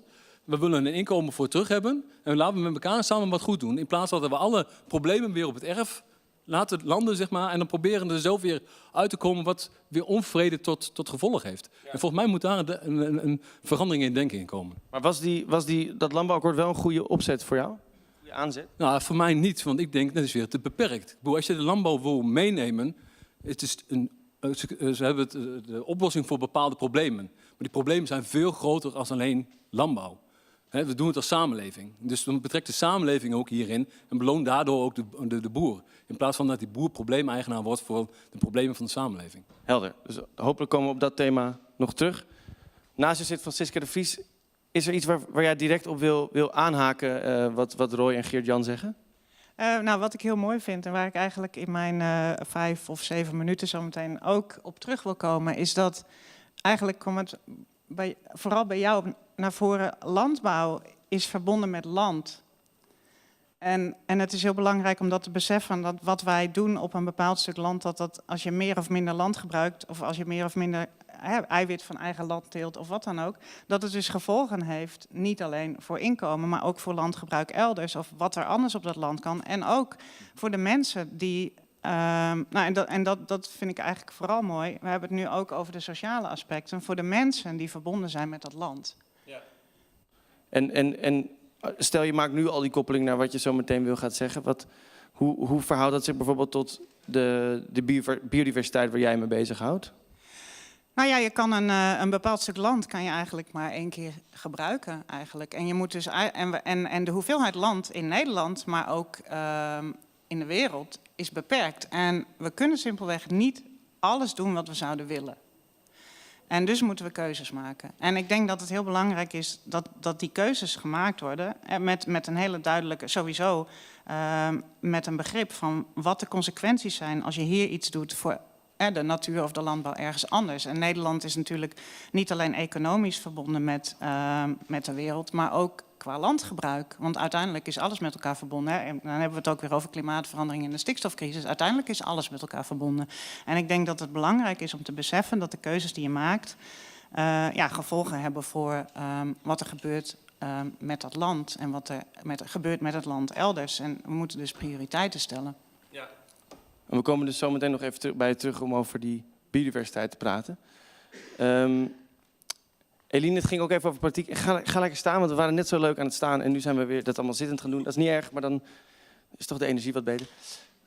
Hoe luister jij op dit moment naar de verhalen van deze 2 agrariërs, maar ook wat Francisca zegt? Nou, ik wil meteen even zeggen dat Roy helemaal gelijk heeft dat het een heel goed idee was om de politiek te omzeilen. Waar had hij dan gelijk over? Met het landbouwakkoord. Nou, wat mij sowieso de hele avond wel opvalt, is die verharding, zeg maar, de discussie tussen profeten en tovenaars, die hebben wij in de landbouw al gehad. En die verharding, die was daar denk ik al misschien wel eerder dan in de politiek. Maar zijn we eigenlijk, nou spreek ik dan even met mijn petje als boerin, al een beetje voorbij. Daar lopen al heel veel voddenrapers rond die heel constructief bezig zijn met te proberen bruggen te slaan en de weg vooruit te vinden. Dus het gesprek loopt gewoon achter. Ja, nou wel in de politieke arena, want daar wil men überhaupt elkaar eigenlijk niet eens begrijpen van wat is nou je vertrekpunt en waarom vind jij kijk jij anders naar de wereld dan ik? En dat houdt elkaar zo in een wurggreep dat er dus eigenlijk niks gebeurt. Dus daarom was ik zo blij ook met dat landbouwakkoord. Ik denk, haal dat nou uit die politieke arena en laat de voddenrapers, zeg maar, hun goede werk doen. Dus het is ook echt super jammer dat het uiteindelijk niet is gelukt. En wij hebben wel de hoop dat onze minister er wel mee vooruit gaat. Maar we hebben het in de politiek, ook als je kijkt naar de ministers, hebben we het eigenlijk al meteen verkeerd gedaan. Want we hebben een minister voor Landbouw en een minister van Natuur en Stikstof. Dus we hebben gewoon met die 2 poppetjes... Geert-Jan zei, Vrom is al helemaal kwijt. Dus... Ja, dus we hebben die discussie al expres, zeg maar, gepolariseerd. Dus dat moeten we echt nooit meer doen. Dat moet 1 persoon zijn die juist die beide dilemma's probeert bij elkaar te brengen. En hoe ga jij, want jij bent ook weer woordvoerder landbouw geworden. En ook dat is een sector. Dus ook dat sectorale denken zit al bijna in jouw woordvoerderschap ingebakken, zou je kunnen zeggen. Hoe ga je dat als Kamerlid dan doorbreken? Nou, dat is... Als we toch de politiek niet... We kunnen het niet omzeilen. Nee, klopt. Nou, dat vind ik ook wel het mooie van de dingen die ik mee mag nemen dan in mijn werk als Kamerlid. Omdat ik als boerin weet dat de natuur is niet... kun je niet opknippen in ministeries. Zo werkt de natuur niet. Het is één geheel. Alles grijpt op elkaar in. En als boer en boerin ervaar je dat elke dag. Dus als ik met beleid bezig ben en ik zie die versnipperingen in hokjes denken, dan heb ik gelukkig de weggetjes, zeg maar de binnenweggetjes, om dan de bruggen te slaan van jong, maar dat ministerie hebben we ook nodig, die woordvoerders hebben we ook nodig, die commissie hebben we ook nodig. En ja, daar blijf ik gewoon stug mee doorgaan. Misschien ben ik dan ook een voddenraper. Ik weet het eigenlijk niet. Maar... Het is wel, ja, die term begint nu wel een beetje een vlucht te nemen. Ja, misschien moeten we dat toch nog maar eens overwegen. Ik zat net te denken van rommel iets moois maken. Is misschien ook wel een kunstenaar of zo. Zou ook nog een optie kunnen zijn. Nou ja, iemand die het landschap vormgeeft. Dus ja, hovenier. Vind ik ook een leuke. Landschapsarchitect. Dankjewel. En denk overigens nou niet dat ik alleen hier rondjes loop. Dus ik denk ook als u zometeen vragen heeft voor Charles of voor iemand hier, of gewoon iets wil zeggen of ergens kwaad over bent of ergens een vraag over hebt, onthoud dat en steek uw hand dan dadelijk op. Michael, ik zag je net ook, je was het op een paar punten eens, een paar dingen oneens. Hoe luister jij ernaar? Ik zou zeggen, geef me spreektijd aan Roy, dan is dat een hele goede oplossing.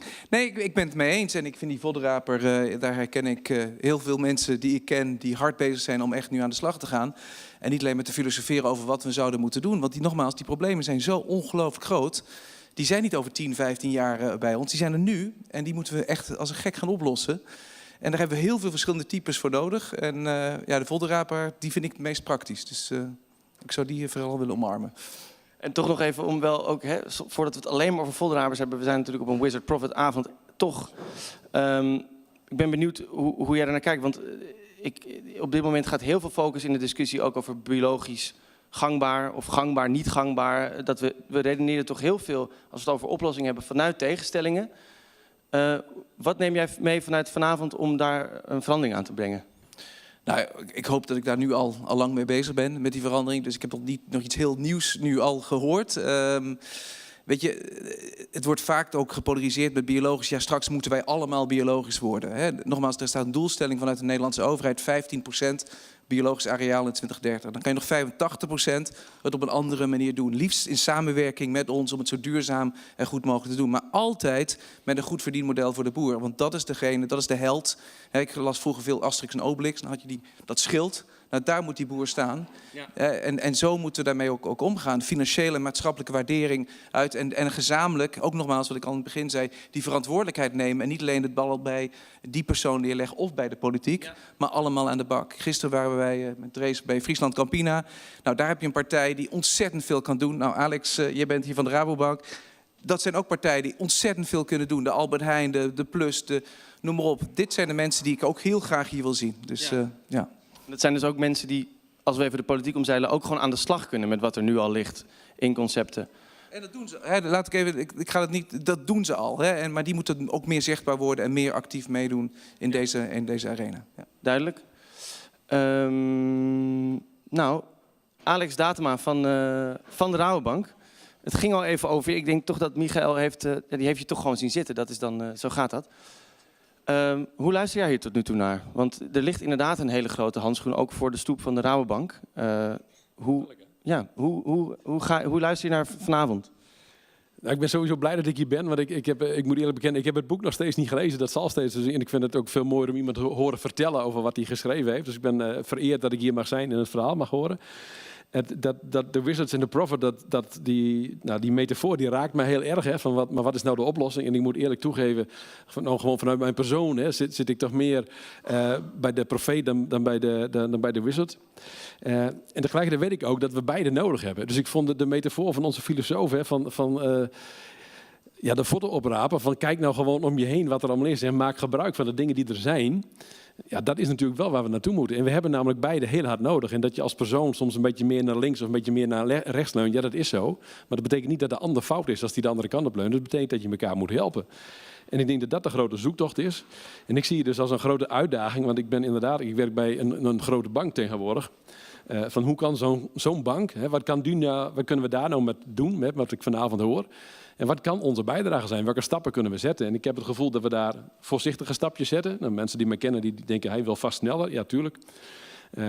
Maar ik denk dat zit er mij ook in 2 dingen voor ons. A, uitspreken. Gewoon letterlijk zeggen, ja, wij denken dat het anders moet en wij hebben daar een rol in en wij moeten daarin bewegen. En dan kijken, ja, welke vodden kunnen wij oppakken als bank om die beweging ook in gang te zetten. Nou, die 2 dingen, dat is eigenlijk wat wij volgens mij voorzichtig proberen te doen. En dat gaat soms met voor- en tegenspoed. Te voorzichtig?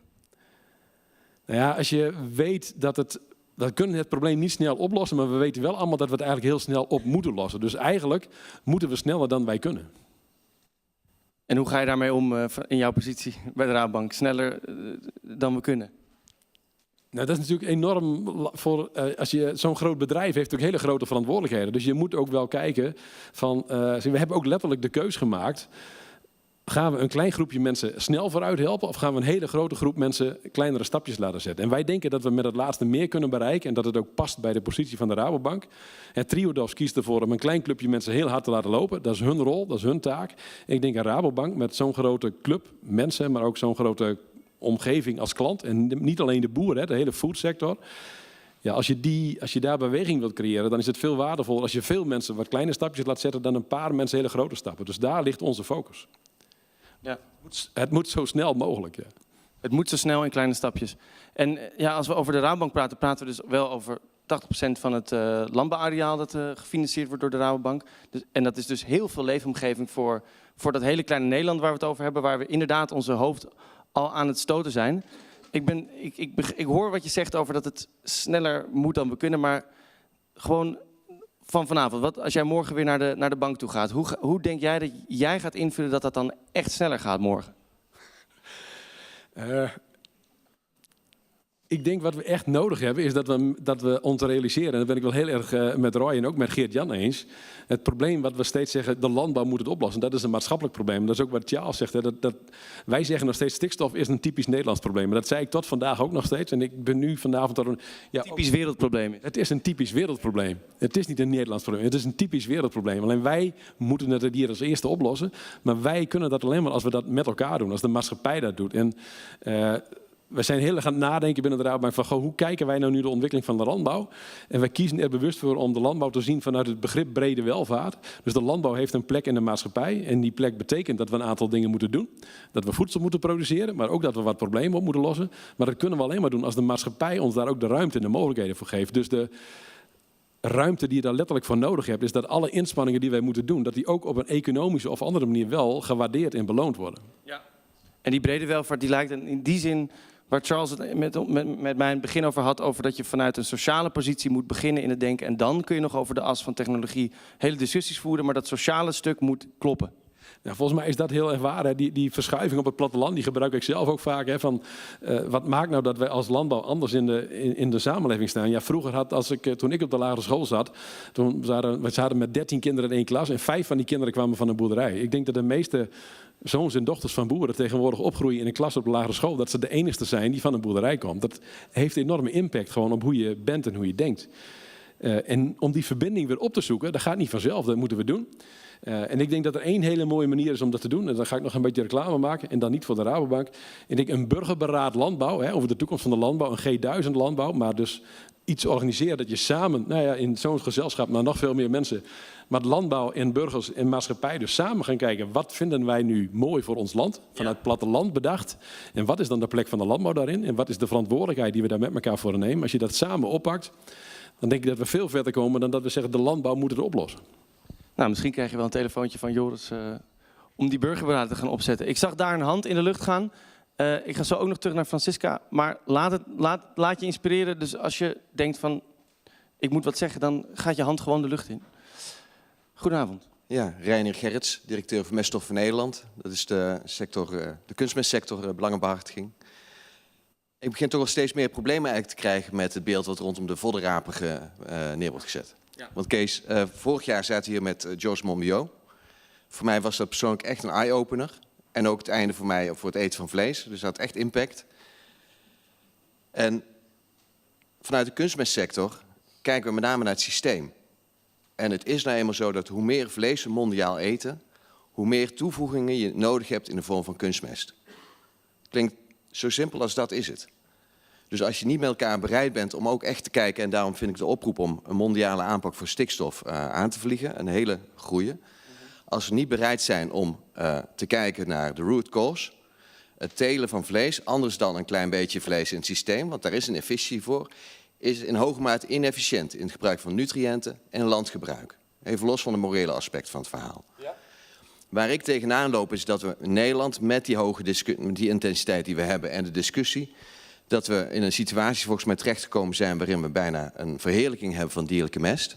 Wat in mijn optiek gewoon gerecyclede kunstmest is. Goed dat je het hergebruikt. Maar dat er ook een bashing is gekomen van kunstmest. En volgens mij moeten we bereid zijn om ook gesprek te voeren over, moet je niet meer naar plantaardige teelten toe? En wat kan duurzaam geproduceerde kunstmest, met zon- en windenergie, naar de toekomst toe, kunnen bijdragen aan het telen van gezonde producten. Zoveel mogelijk plantaardig.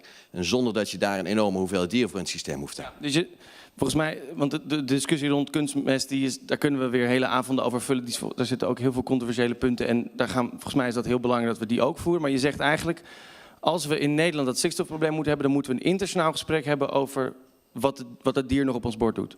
Ik denk dat als we hier blijven rommelen om proberen het maar iets efficiënter binnen het systeem te maken, dat je er niet gaat komen. Zeg je dat ook een beetje tegen Alex dan? Ja, zeker. En ik heb over 2 weken met jou gesprek. Dus ik hoop dat ik bij je binnenkom. Oké. Daar gaat een hand omhoog. Ik ga heel even een draf naar boven doen, want ik wilde dus inderdaad even het punt bewijzen dat ik helemaal naar boven ga. Of misschien hebben we die dan nodig, die hengel. Oké, Helene maakt een draf naar boven. Dit is Helene van Stop the Food Fight. Daar was een vraag daar achterin. Of een punt, we weten. Oh, ik had eigenlijk oh ja. Dan doen we ze allebei. Ja, Charles Mann haalt in zijn boek op een gegeven moment ook aan een stuk uit Les Miserables, waarin hij eigenlijk beschrijft dat in 1800 er al gesproken wordt over een heel groot verlies aan stikstof in de kringloop. En dat gaat dan om menselijke uitwerpselen. In Nederland zijn we nu volgens mij in de Kamer, ik weet niet of Eline daar meer over kan vertellen, maar zijn ze ook al wel bezig met een soort verkenningen om te kijken of we in de toekomst misschien gebruik kunnen maken van menselijke uitwerpselen als meststof. Hoe zien jullie dat? Zit daar potentie in of is daar een te groot risico met ziektes? Of wat kunnen we daarmee met dat soort ideeën? Oké, onthouden. Dus dat is het poep in de loop verhaal. En daarachter ook nog een vraag. Ik dacht, die pakken we dan gelijk mee. Dat is wel zo eerlijk. En dan kunnen we ze misschien tegelijk behandelen. Nou, ik had een hele andere vraag. Meer over... zeg maar, het ging over de volksmaker en de politiek eruit halen. En gewoon mensen die met slagkracht laten samenwerken. Samen naar creatieve oplossingen zoeken. Om zo het systeem beter te maken. Maar dan heb je ook, wat ik hoorde, dus zeg maar, de consument wil zo goedkoop mogelijk eten. De boer wil zijn bedrijf rond kunnen houden. En de supermarkt wil zoveel mogelijk winst maken. En de gangmakers zijn aan de slag. Maar, wacht, ik had het opgeschreven. Er komt iets met een vraag. Ja. Zeg maar, hoe garanderen we dan dat we nog steeds de doelen halen? Als iedereen gewoon lekker aan de slag gaat. Hoe zorgen we dat we ook het belang van de samenleving, niet de wereld ten onder... Hoe zorgen we dat we dat halen? Ja, dus als we niet heel harde afspraken maken over die natuur, klimaat en stikstofdoelen, zoals Roy ze noemde, hoe gaan we dat in vredesnaam dan rustig aan in kleine stapjes doen en als samenleving en ook nog de politiek omzeilen als het even lukt? Een hele duidelijke vraag. Dus ook een vraag aan Charles. Van hoe gaan we wel die doelen halen als samenleving? Ik wil nog heel veel naar Francisca, want we gaan nog een belangrijk punt maken over biodiversiteit. Of denk je op dit moment... Ja. Nee, want dan kunnen we namelijk nog even naar ruimtelijke ordening en dan kunnen we het mooi samenvatten. Ik geef je even. Ja, ik ga gewoon aan het lessenaartje staan, denk ik, of niet? Ja, het is een soort... Ik dacht een beetje uit de losse pols en dan... Het is een beetje losse pols, ja, prima. Dus ik kan klikken. Ja. Oké. Nee. Iemand gaat nu naar de... Ja, oké. Nou ja, goed. Het zou een beetje teleurstellend zijn als ik niet over bodembiodiversiteit zou praten, denk ik, vanavond. Voor veel mensen, hoop ik. Dus ik wil eigenlijk aan de hand van het voorbeeld van bodembiodiversiteit illustreren wat er gebeurt als je biodiversiteit binnen het boerenbedrijf of binnen een landbouwsysteem probeert te maximaliseren. Ja. En eigenlijk teruggrijpend op wat ik net zei, ons land is beperkt. Nou goed, ik ben bodembioloog. Charles zei net, agriculture is not cool. Maar je kan het... Bodembiologie? Nou, ja, je kan het je bijna... Nou, precies. Je kan het je bijna niet voorstellen misschien, maar er was een tijd dat bodembiologie niet cool was. Ja. Dat was toen ik eraan begon te werken. Ik was niet cool. Oh, dat was wel een conclusie die je... Maar nu wel dus, ja. Nu ben je cool. Ja goed, het is bijna niet voor te stellen, omdat eigenlijk, ja, het is echt in de laatste 10 jaar hebben we echt een gigantische omslag gezien. Iedereen heeft het over bodemleven, over de bodem, over het belang van de bodem, over het belang van bodembiodiversiteit. En we hebben hier zelfs een filmavond gehad met Onder het Maaiveld. Er is superveel aandacht voor bodembiodiversiteit. Maar het gekke is eigenlijk dat als we het over bodembiodiversiteit hebben, dat we het eigenlijk altijd hebben over bodembiodiversiteit in landbouwbodems. Horen jullie ooit eens iets over bodembiodiversiteit in, ja, wat zal ik zeggen, Hoogveen of zo? Amsterdam. Ja, hier. In wilde ecosystemen. Ja, nou ja, in wilde ecosystemen. En nou, het gaat eigenlijk altijd over landbouwsystemen. En zelfs in de documenten van de KOP, van de biodiversiteitstop vorig jaar, is een hoofdstuk over landbouw. En daar komt bodembiodiversiteit in voor. Dus biodiversiteit is eigenlijk altijd in de context van landbouw. En nou ja, daar hebben we het eigenlijk zelf ook wel een beetje over naar gemaakt. Want ja, wij bodembiologen hebben eigenlijk altijd geprobeerd om ons onderzoek relevant te maken. En wat is nou relevant? Ja, aantonen dat bodemleven goed is in landbouwsystemen en helpt om meerdere functies eigenlijk te vervullen. Bodemleven zorgt voor decompositie en het vrijmaken van voedingsstoffen voor planten. Nou, dat is natuurlijk superbelangrijk. Voor dat onderzoek was ook markt. Precies, en nu zijn we daar soort van in geslaagd. En nu is eigenlijk altijd als we het over bodembiodiversiteit hebben, gaat het over landbouwsystemen. Nou, kijk eens naar deze slide. Ik bedoel, het is natuurlijk gewoon niet alleen maar functioneel in landbouwbodems. Het zijn prachtige organismen. We kijken er nooit naar, want we kunnen het niet zien met het blote oog. Maar er is dus een recente studie en daar komt dit plaatje dus uit. In PNAS stond dat in augustus. En er is een nieuwe schatting dat maar liefst 59% van onze wereldwijde biodiversiteit, 59% bevindt zich in de bodem. Ja. Applaus voor de bodem. Ja, applaus voor de bodem. En die is heel erg nuttig en niet alleen in landbouwsystemen. En ik wil het eigenlijk soort van illustreren wat er gebeurt als we alleen maar focussen op die bodembiodiversiteit in onze landbouwsystemen. Maar dat is eigenlijk een voorbeeld wat illustreert natuurlijk niet alleen als we ons focussen op biodiversiteit in de bodem, maar ook als we proberen te focussen op biodiversiteit binnen landbouwsystemen. Nou, ik heb eigenlijk een soort van mini-collegetje, want ik hou er altijd heel erg van om dingen te visualiseren. Ja, sorry. Mini.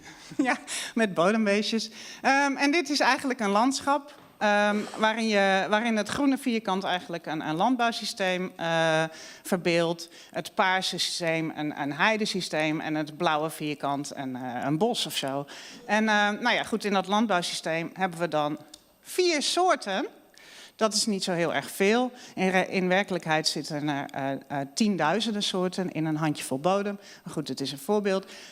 En dan we weten allemaal dat eigenlijk intensieve landbouw niet goed is voor het bodemleven. Het gaat echt wel ten koste van de soortenrijkdom in die bodems. En dat kan ook echt wel gevolgen hebben voor het functioneren van die bodems. In een heideveld hebben we bijvoorbeeld 5 en in het bos hebben we er 8. Nou, dit is eigenlijk waar de meeste mensen aan denken als je het hebt over biodiversiteit. Dit is het aantal soorten binnen een systeem. Dat noemen we alfadiversiteit. Maar die systemen die verschillen eigenlijk niet alleen in hoeveel soorten er voorkomen, maar ook in welke soorten er voorkomen. En je ziet dat deze systemen heel erg verschillen in de type soorten. Deze systemen hebben dus verschillende gemeenschappen van soorten.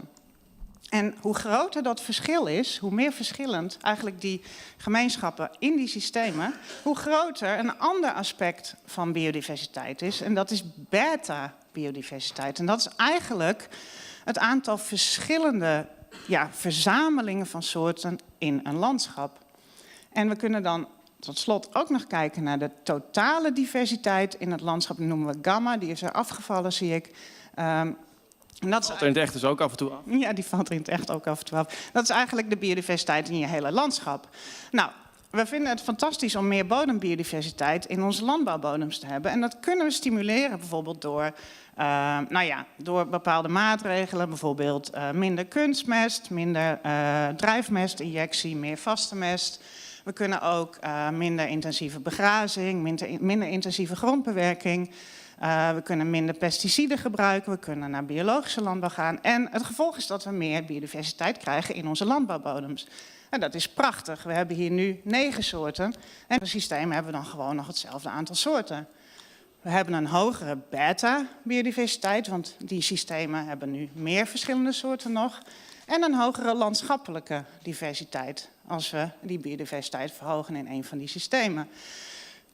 Dat zou de ideale wereld zijn. Maar er is helaas een nadeel aan de maatregelen die wij gebruiken om die biodiversiteit te optimaliseren in dat landbouwsysteem. En dat is dat die eigenlijk allemaal ervoor zorgen dat het systeem extensiever wordt. En dat betekent dus dat er wel heel veel meer biodiversiteit in dat systeem komt en ook andere functies, bijvoorbeeld meer koolstofopslag in je bodem, maar ook dat de oogsten lager worden, de productie wordt lager. En als we het bijvoorbeeld hebben over biologische landbouw, die hebben gemiddeld een 20% lagere opbrengst over alle gewassen genomen dan gangbare landbouw. Dus dat betekent dat we meer ruimte nodig hebben voor diezelfde productie. En dat die ruimte dus ten koste gaat van die natuurlijke ecosystemen in dat gebied. Dan krijgen we daar dus minder soorten. Maar we krijgen daar niet alleen minder soorten, we krijgen meer soorten in dat landbouwsysteem. En landbouwsystemen... Dus je krijgt meer van dezelfde soorten? Ja, precies. Eigenlijk die soorten in dat landbouwsysteem, die houden eigenlijk heel erg van die een beetje verstoorde, supervoedselrijke omstandigheden. En die soorten, dat zijn eigenlijk algemene soorten, generalisten. Die kunnen eigenlijk op heel veel plekken leven. Terwijl die soorten in dat heideveld en in dat bos, ja, die zijn aangepast op voedselarmere systemen. Die vind je in veel minder omstandigheden. Ze zijn echt aangepast op dat specifieke ecosysteem. Je hebt bijvoorbeeld ericoïde mycorrhiza-schimmels. Okay, wacht, voordat we over de ericoïde... Ik ga heel even naar de taal die voor ons allemaal gaat een belletje gaan doen rinkelen. En dat is denk ik waar je naartoe gaat, is dat als we ons focussen op de biodiversiteit van één veld en niet op de biodiversiteit tussen allerlei verschillende velden en tussen alle verschillende landschaptypes in, dan focussen we ons niet op het goede doel? Nou ja, dat hangt er dus vanaf wat je wil, denk ik. En goed, uiteindelijk krijg je hier dus een lagere diversiteit. En uiteindelijk als je dus echt, en dat is ook wat in het verleden gebeurde, werden natuurlijk ecosystemen kaal gekapt voor landbouwproductie. Dan krijg je dus echt een homogenisatie van je biodiversiteit. Dan heb je geen verschil meer eigenlijk in je landschap. Geen variatie in systemen, geen variatie in verschillende biodiversiteit. En dat is natuurlijk het meest extreme geval. Nou, zou je dus ook kunnen kijken... Wacht even. En het risico wat daar op de loer ligt is dus als we overal dezelfde oplossing op willen toepassen en overal voor elk landschapsveld, elk boerenveld dezelfde oplossingen toepassen, dan krijgen we dus overal dezelfde diversiteit en dus toch geen biodiversiteit. Ja, precies. En dat is denk ik ook de crux, want je kan je land maar 1 keer gebruiken. En ik denk dat je hele slimme keuzes moet maken van wat je waar wil. En het is natuurlijk op bepaalde locaties is het natuurlijk echt absoluut een rol voor extensievere landbouw. Maar je moet je wel realiseren dat dat ten koste gaat van een ander type biodiversiteit. En persoonlijk zou ik liever zien dat we minder landgebruik gebruiken voor landbouw, daar wel biodiversiteit, weerbare, productieve en biodiverse bodems hebben, maar niet met als hoofddoel het maximaliseren van die biodiversiteit, maar het optimaliseren van die functionele biodiversiteit, waardoor we buiten die systemen meer ruimte hebben om die meer wilde, natuurlijke biodiversiteit te beschermen. En mijn punt is dus eigenlijk niet dat ik per se groot voorstander ben van land sparing, maar dat ik wel denk dat je goed moet nadenken over wat je waar doet. En die keuzes die je maakt, die hebben gevolgen voor wat je elders kan doen. Ja, dus je kan maar zo vaak een landschap helemaal opnieuw inrichten.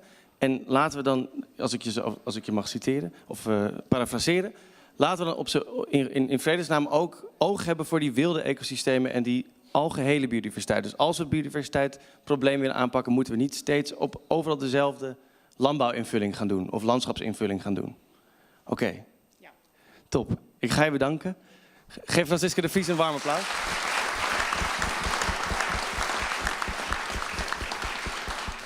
Zo ziet u maar dat toch de 3 B's zijn inmiddels nu bodem, boer en burger geworden, denk ik. En dat de omgang van nu kan leiden tot de uitputting van alle 3 die categorieën. En dus we moeten naar oplossingen kijken die, net zoals in de spirit van de Wizard and Prophet, passen voor, of een grote diversiteit aan oplossingen moeten toepassen. Dat is in ieder geval wat ik er heel duidelijk in hoor. En dat zeg je eigenlijk jij, maar dat zegt Geert-Jan Kloosterboer ook. Dus een diversiteit van oplossingen die niet alleen maar voor die ene boer werken, maar voor het hele landschap werken. Dus ik tel toch weer een brug die geslagen is.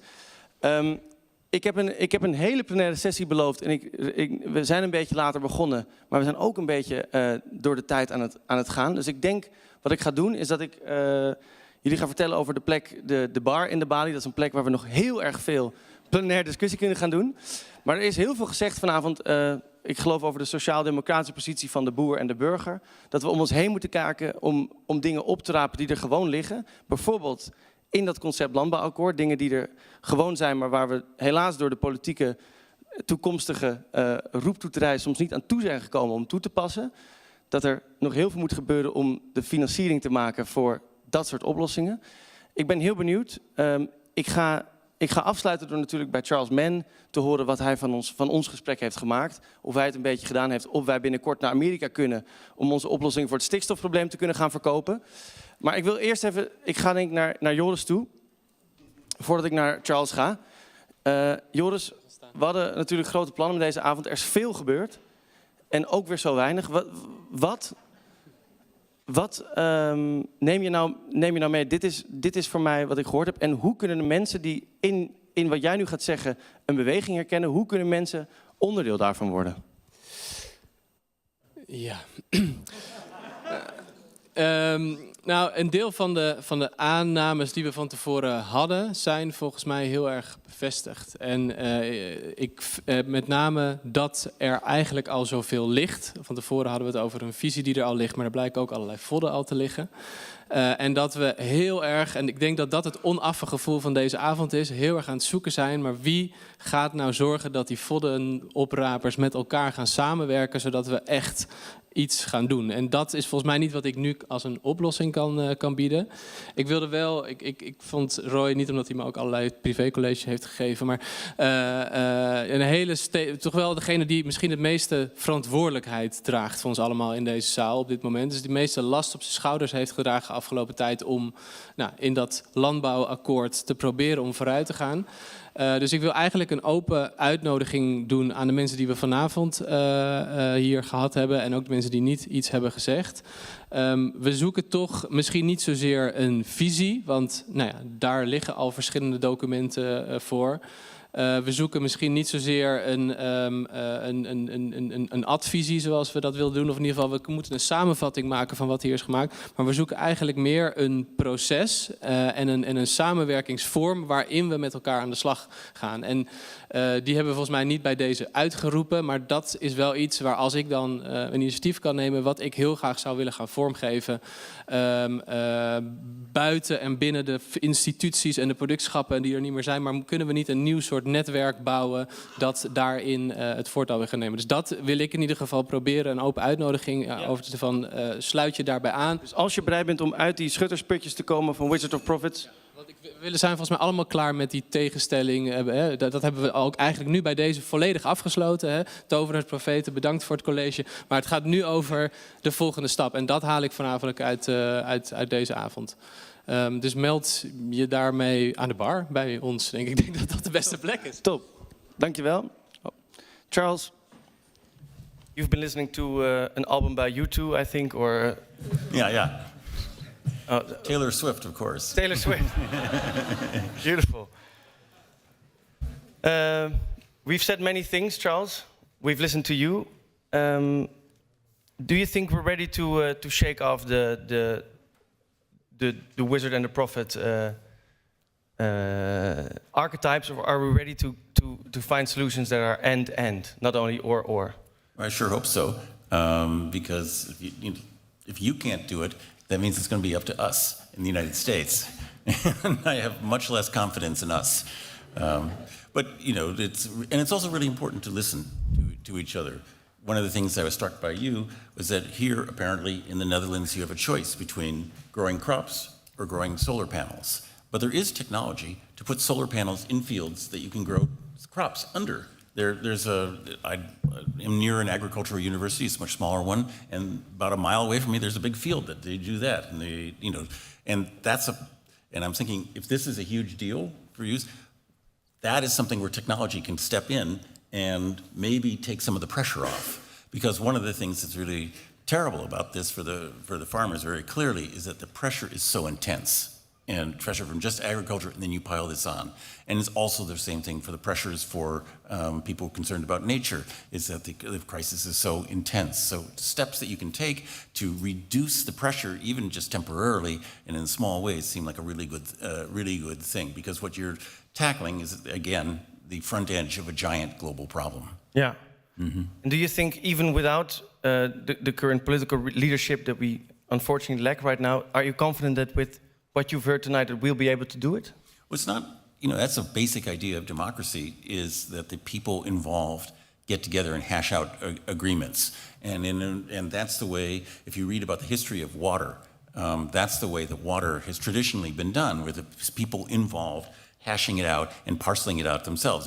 There's a woman named Elinor Ostrom who wrote, who won a Nobel Prize for writing about just exactly that in these issues where you have a commons, a pool of resources that have to be allocated. There's a history of thousands upon thousands of years of people who are there solving these problems for themselves. Obviously, in a contemporary society, you need, political politicians to be involved because you need, you have all kinds of legal codes and agreements that have to be signed. But the fundamental idea of people getting together and solving their own problems is the way that this has been done traditionally for, thousands. And that's why you hear all the time about people fighting about water, but people actually haven't fought wars about water. The last one was like 3,000 years ago that we know of in history. And it's because when it comes down to it, people are often able to get together. Yeah. So that's a very nice anomaly in nature almost, that we found ourselves at this crossroads where we can actually discuss these topics democratically without fighting over it. There's a huge history of people doing just that. Exactly. Yeah. And here we are, just sitting and discussing it. Yeah. But, it's a big mistake to talk to somebody from outside the system like me. You should be talking with you, but yeah. And we will. and I realize that there's plenty of things tonight that we still have to pick up on the pieces of. So we have to become rag pickers of this evening, if you will.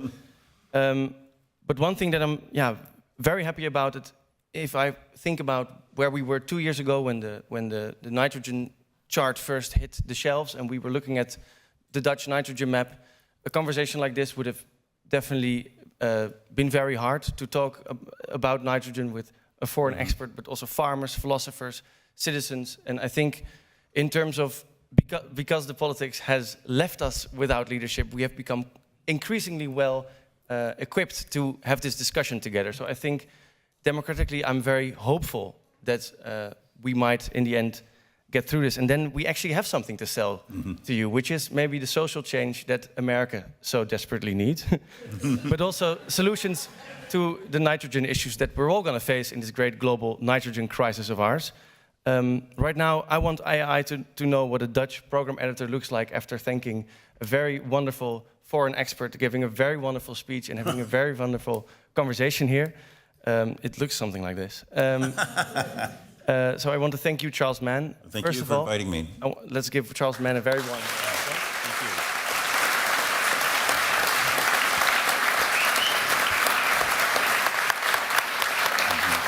Thank you. And I want to thank you all for being here in the Bali and talking about agriculture and food, which I've heard was very boring until very recently for such a long time. And I'm very enthused to see what conversation we have at the bar that I already spoke of. I think we need a refreshment. I think that the technicians in the Bali, I think Joris and Hidde, Helene Sanders from Stop the Food Fight, and I thank you all. Give everyone a big round of applause.